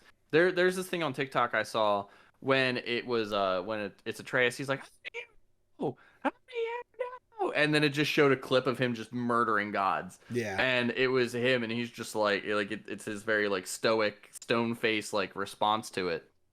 And yeah, but, like, that is our reward. You know, we know his journey. We were with Kratos through the journey, and this is the payoff, is, like, he is no longer who he was. But, like, other people are like, oh shit, what? I didn't know he did that. Like, obviously people know he killed Ares. That's fucking, like, 20-year-old news now. Right. But, like, people might not know that the whole Olympus is dead. Like, people might not know that, like, everything is gone except for, like, the ghost of Athena. And like that section of Helheim when you're playing as Kratos and it's just you and Mimir, like you feel the weight of Kratos, like when he has to go back to get the blades, like just that whole arc, like that was so beautifully done. That's like people that didn't play the previous games. I've only played the third one. I didn't play the first two in the PSP games. I played the third and then this one. like you got the whole story. Yeah. I am curious to see with to move it back to Ragnarok. Right. I think we could sit here and talk about the first God of War, obviously. But to move back to Ragnarok, I am excited to see Kratos, who was a God of War, go against Thor, who is also a God of War, but a very different God of War. Tyr. And then we got our boy Tyr. Tyr's the Tyr is the God of War. Yeah. I'm sorry. Oh man, there's a lot of theories about that with the That character was models. perfect time. I have the trailer playing in the background. And he's like, got it. He's like, Tyr, and then Tyr stands up. Hey, Like, that's gonna look good. To giant drop a little- one-armed Tyr. I hope I don't ruin this, but I picked this up from knowing mythology and stuff. Tyr's missing a fucking hand in mythology. Yeah. If you look at Tyr's arm, that shit has hieroglyphic tattoos on it. So I'm wondering if that's not a transplant or something. I get see it. They show him on the pottery in the first game in Egypt. They show Tyr. They do, but You never know. I'm wondering. Yeah. Maybe he loses Osiris's arm. Yeah.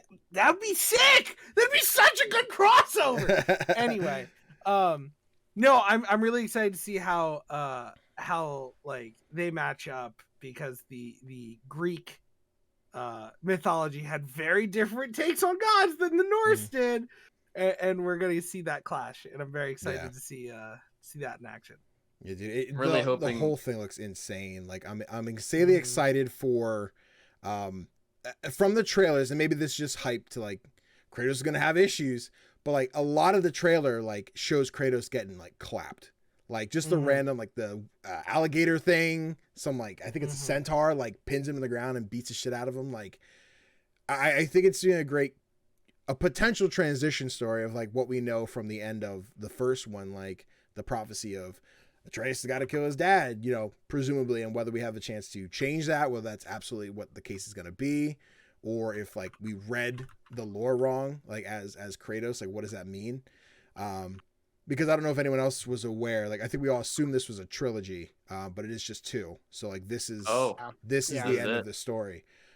Whether that means Atreus comes back for the 3rd, or like he gets a new series after this is done, TBD. But as soon as they said Ragnarok, I had a feeling we were not getting a trilogy, because like I was like, that's like an end, like timeline thing. Yeah. That the fact that we're getting it like now is like, I'm like, okay, we're only getting 2. Mm-hmm. It makes me wonder who we go against, right? Because like it makes me wonder if we're teaming up, who we're going against, and all that shit, which that is the exciting part. Because we've seen Odin's ex-wife, Odin's son Balder, Thor at the very end of that one, and then Thor's 2 sons, and Modi that is and it. Magni, or I think of the names. Modi and Magni. Yeah, those are the 5 like characters from mythology we've seen. Yeah, and that is it, and that's insane. Yeah. Oh, I guess Jormungandr, but yeah, sure. Like that's like Fenrir is on the table. We have Tyr, who we know's in it. We know Thor's in it. We have the chance to meet like Thor's wife. We have the chance to meet like other giants. We have a chance to meet so many fucking people. Odin, like, and that's the exciting part. Is like the way they tell the story is you have to explore and like know a little bit of Norse mythology for a lot of that stuff to make sense. And if you don't, then it's told in a way where you're not treated like you're stupid, but like you are treated like a person who does not know. It's also a slightly different take too. It is. Which helps. Yeah, because Norse is a weird one where like there are several tellings of the mythology, but like if you have to like befriend Surt and like Surt and Fenrir and like help invade what is it? Asgard? Yeah, Asgard. What'd you say, Connor? I guess it would be Asgard. Yeah, I thought it was Vanaheim for whatever reason. I think Vanaheim is what's referred to in the first game. Yeah, because that's the gate that's closed. It's like broken or whatever. Yeah. So like knowing that they're going to have to get there somehow. We didn't fight Fafnir, did we? Did we fight Fafnir in one? No, I don't think so. No. Because Fafnir would be a fucking cool inclusion. If you don't know, it's like Fafnir the dwarf. Yeah, it's the Dwarven King who got turned into a dragon we because he was fought too him. greedy. Oh, yeah, yeah, okay, we you're did, right. yeah. Yeah. We fought. I don't the know if we dragon. fought. I think we released him. He's like, thanks, but you're still a bitch. Yeah, dude." you do release him. Yeah. Yeah, you fight him and then you let him You're right. free. We did do that. And Yeah, he totally flies forgot. away, yeah. Yeah. But yeah, dude, so excited for that shit. Yeah. I think there's going to be so much to look forward to. And I had mentioned this when I did my top 10 games of 2018, but Santa Monica with their trailers did a great job of just complete misdirection. Where like the example I always use is like in the trailer, they show a clip of like, it's a cinematic and a troll grabs Kratos and chucks him. And like he goes flying through the house and breaks the roof. And then when you're playing the game and then again, we're past spoilers, so whatever. But like Boulder pops in like, oh, my turn. And then clocks you with an uppercut. And that cutscene plays. I'm like, you got me. You got me. Yeah. And like from the beginning, we didn't know Boulder. So we're like, is this Loki? Is this the guy? And I think like they refer to him as Thor's brother at one point. And you're like, or something similar, like family of Thor. And MCU. I think he says something about meeting his nephews. I think is what he says. Yeah, they introduce him like they're connected through blood somehow or through family. Like MCU now it's like, wait, is that Loki? Oh my god, we're fighting Loki. This is crazy. To then, turn it on its heels at the end and you're like, no, your son's Loki. You just didn't know that. And Kratos still doesn't know like what that means. And maybe by the time like we get into Ragnarok and explore the story we pick up from, whether we're like right after the end of the first game or if we have that time skip that we play through. Yeah, I think there's going to be so many like story elements. And then there's also the little young girl. I keep forgetting her name, little black girl. Yeah. I'm that sure name will play matters. It I does. can't remember why. It matters. Characters. Not regular Ragnarok, and God of War Ragnarok.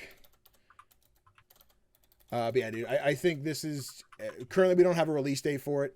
Angraba, is that the right character? Yeah, Angroba? I think. Angrboda. Yeah, I'm not familiar with the lore. I don't know who she's supposed to be. I don't know what she does, even if I like knew how to pronounce the name. But she is in traditional mythology. Oh, well, I don't know if it's spoilers for the game. I don't know if I want to say it if you don't know mythology. Then maybe we'll just keep it to ourselves. Yeah. I know her race. I don't know what she does. She brown. Yeah. Which don't exist in Norse mythology, as we know. Absolutely. I don't know if it's a spoiler necessarily. Certainly not a spoiler. I guess in terms of just like, we'll plead ignorance on that.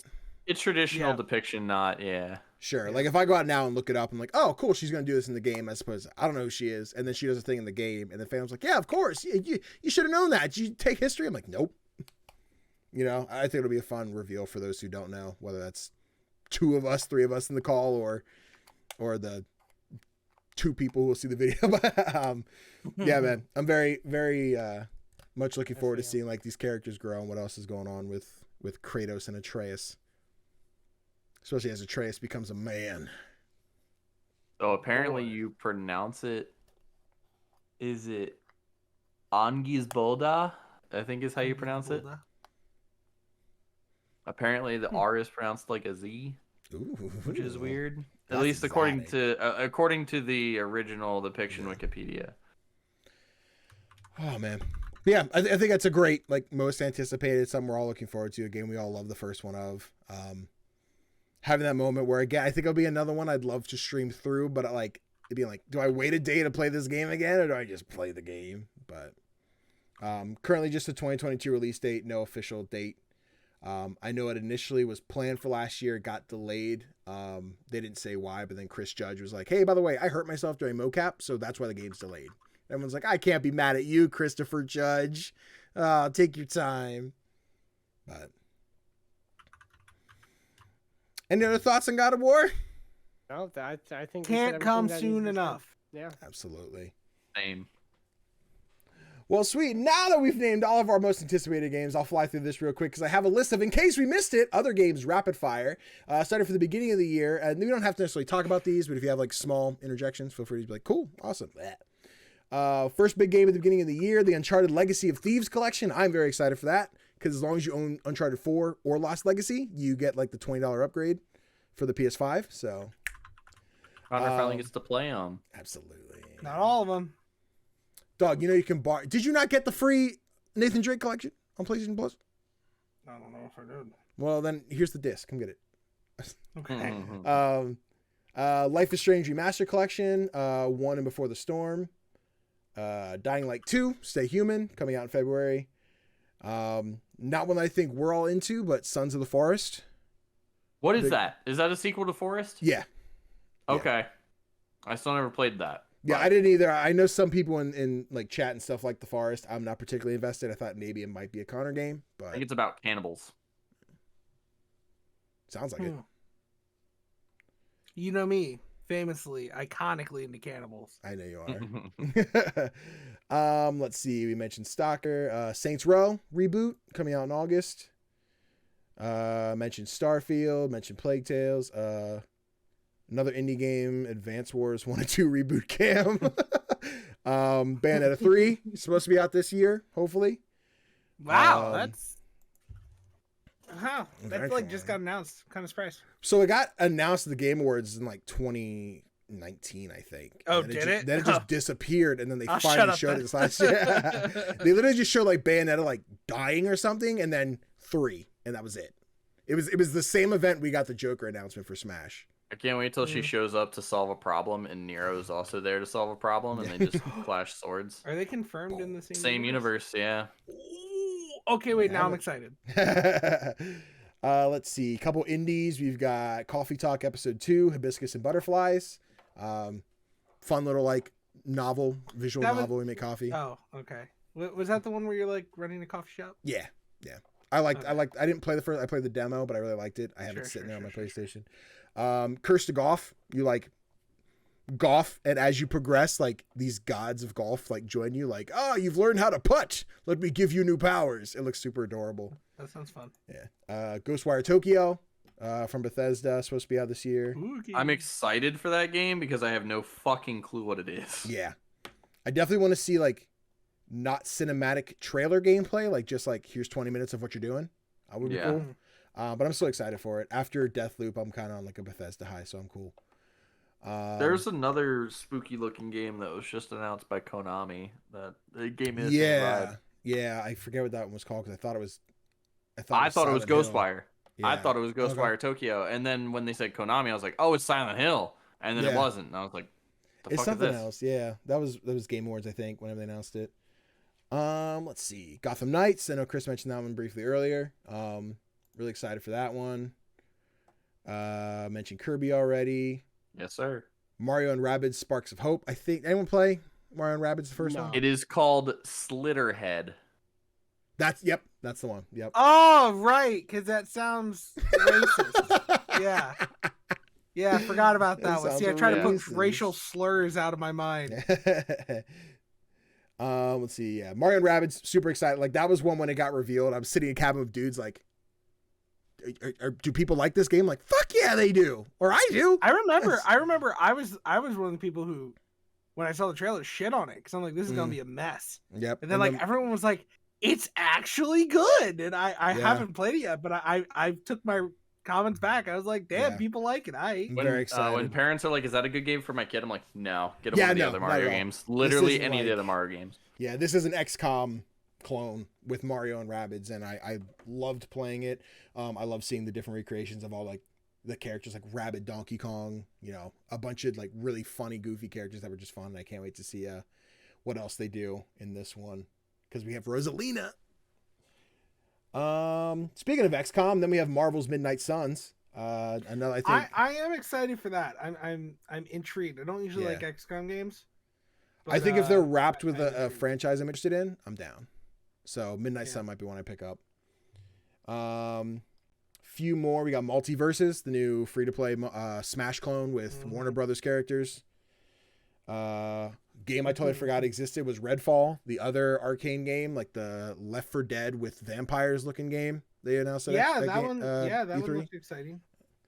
For those like Salt and Sanctuary, Salt and Sacrifice, the sequel comes out this year.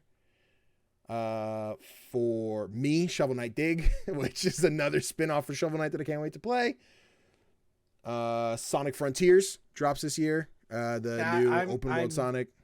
Very curious to see what that looks like. I am a tentative Sonic fan. Mhm. I'm like, I really like a lot of stuff, but man, they do not nail Yeah. games very well. I don't really like Black Knight. Do You we all? know, that game I didn't play. Yeah. Not as far as anyone knew. He played it right after Secret Rings. There you go. Let's see. One I know Kanai's excited for. I'm surprised it wasn't on his list. Is Splatoon 3. My favorite I've baby. seen- I'm ready to splatter some fools. Big inkhead, can I? You know? Oh yeah. No, Chris, you Splatoon? I don't know if you play Splatoon. No, I've You never do- touched a single You Splatoon. Splatoon? I'm sorry. Splatoon? You Splatoon? Yo, Chris, that's how Danny tries to find friends to play Splatoon with. Yo, you You Splatoon? Yeah. You a kid? You a squid? I have this on here, and Spice? I thought this one He's was, back? I thought this was 2023, but maybe it's I'll be right 2022. back. I gotta take care of something real quick. For sure, dog. Suicide Squad, Kill the Justice League. Another I one I'm thought really that was excited going for. to be on someone's list. I'm not going to Yeah. lie. It was one that I kept looking game at. Looks fun. Looks great. I'm like, if I this think is the current joke is I'm going to be stuck with Harley Quinn if we all play that because I really want Captain Boomerang and I didn't understand. Can I call dibs? I did. So now I'm stuck with Harley Quinn. So if we do that, I guess I gotta get some Harley Quinn cosplay. Literally, he showed up and I said, "Yo, dibs on Boomerang." And then Chris was like, "I want Deadshot," and Danny was like, "Yo, I guess I'm King Shark. King Shark." And then I'm like, and then I saw the trailer with the gameplay. I'm like, Boomerang looks so cool. And Kanai's like, shut up. And I'm like, okay, I'll put on the pigtails. I got more characters. It's all right. Connor can be our sexy lady for that. Isn't he always? All tied up here. and Yeah, just, yeah. you know, Whoa, we're whoa, just- whoa, whoa, Woo! whoa, whoa, whoa. Relax. Come on, for family. Sorry. Is it? And I'll talk, of course. And I'll talk a little bit slower because I feel like Chris should be here for this one. But the one game that I feel like the comments, I think is that maybe him coming? I don't know. The one game I feel like anyone would be like, I can't believe you didn't mention this one, was Legend of Zelda Breath of the Wild 2. Yeah. So- Yeah. That is a big. Yeah. That's a big one. I'm surprised it was on no one's list. Yeah. I think in terms of it, it's more Breath of the Wild, and I'm excited to see it. But at the same time, I'm just not. I can do They this. haven't shown me much. So I'm like, dude, I can't wait to have it. I can do this really impressive thing where I can show you how many times I beat Breath of the Wild using my hands. Mhm. Because I play that game and every time I'm like, God, this is a fun game. Some monster comes out of nowhere and cock slaps me into oblivion 18 times consecutively, and I'm like, oh yeah, I remember why I stopped playing this. I borrowed the game. I borrowed the physical Switch game from my cousin Mhm. and got to the last Sacred Beast I had to do, and then he was like, "Hey, can I have my game back?" And I was like, "Yeah." Sure. So it was just I played enough for it to say this is a very good game, and I would have absolutely beaten it. But But didn't. you stupid cousin. Okay. So we're talking, yeah, Breath of the Wild. Yes. I'm Yeah. The one where like very- no one had it on their list. Yeah.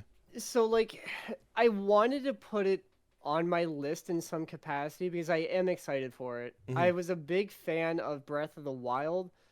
I just want to see more because Yeah. I'm interested to see how Zelda is gonna play into it. Yes. I think that'll be 'cause- the big thing for me when they show what's Yeah. going on there. Because I had initially thought that's like, all right, cool. Player 1 is Link, player 2 is Zelda. Or we're going to get points where we have to progress as Link and points where we have to progress as Zelda. And we have to kind of like go Yo. back and forth. We get those Mary Jane missions with Zelda, dude. Let's Danny go. knew where I was going. The self-picture missions. You have to take pictures of the Sheikah slate. Don't do this to So me. like I Don't was do like, this to me. so seeing where they're going, where they're like, yeah, Link has like a Sheikah slate arm now. It's like, Hmm. oh, okay. So what is Yeah. happening to Zelda that's putting her out? That we just can't. She's not going to be around. So I'm like, What's the pregame discharge quote? Sometimes you get a dehydrated mummy to touch you in the no-no place. That's fine. Yeah, man. I like definitely think one of the ones people be like, you didn't mention this game. Why not? Because you're talking about God of War. That's why. I'm The better game. Yeah, because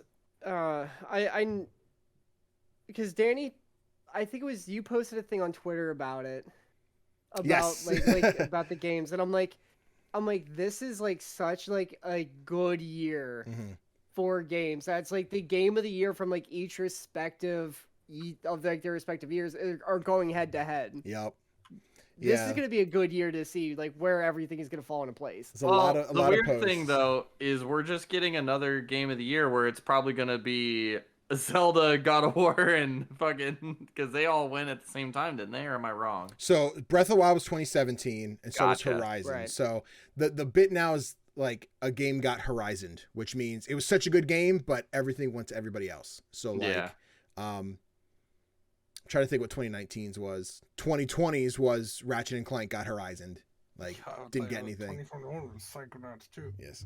Yeah. Sorry, it's 2020. Yeah. Psychonauts and Ratchet and Clank they got Horizoned. You know, we didn't win anything. I might be wrong about Ratchet on that one, but yeah. So unfortunately, I'm afraid unless Horizon kills it and God of War like somehow drops the ball ever so slightly, Horizon might have a chance to win something and not get Horizoned again. But yeah, everyone's big thing is it's going to be God of War, Horizon, Zelda, Elden Ring, and Starfield is like game of the year nominees. It's like, who do we vote for? And if that's the nominees, good God, I'm not going to be able to decide. It's going to be a good God year. of War. Yeah, 100%. I feel like without having played any of the 5 and just going on hype, yeah, like God of War just...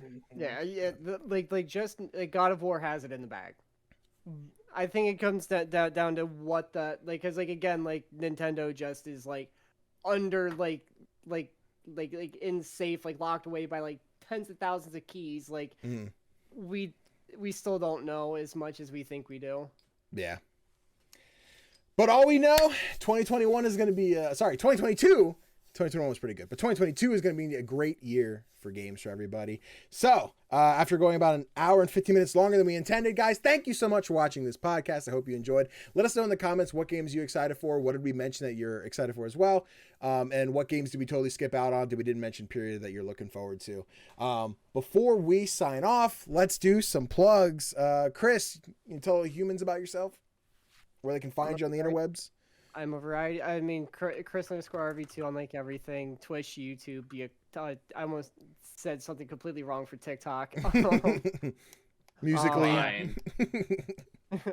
Yeah, I'm a little bit of everywhere. Do a little bit of variety content. Conroy, you want to tell the peoples? Yeah, you can find me over at twitch.tv/hobomonkey, H0B0 monkey. I'm a variety streamer, pretty chill. Yeah, just like chilling, hanging out, and currently playing Sime Rancher. And that's it. Thank you guys for watching. Can I? Ooh. That's fine. I was gone most of the last year. I might as well not get I am Dwarven_Lion at Twitch.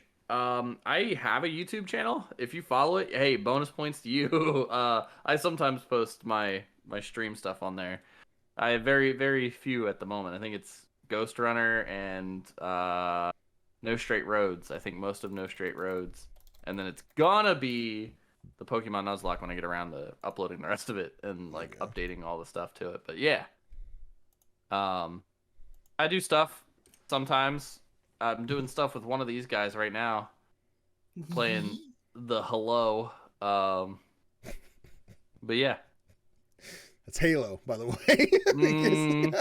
Yeah, pretty sure that's racially insensitive. I think it's hello in the Arbiter language. That's fair. That's fair. Yeah.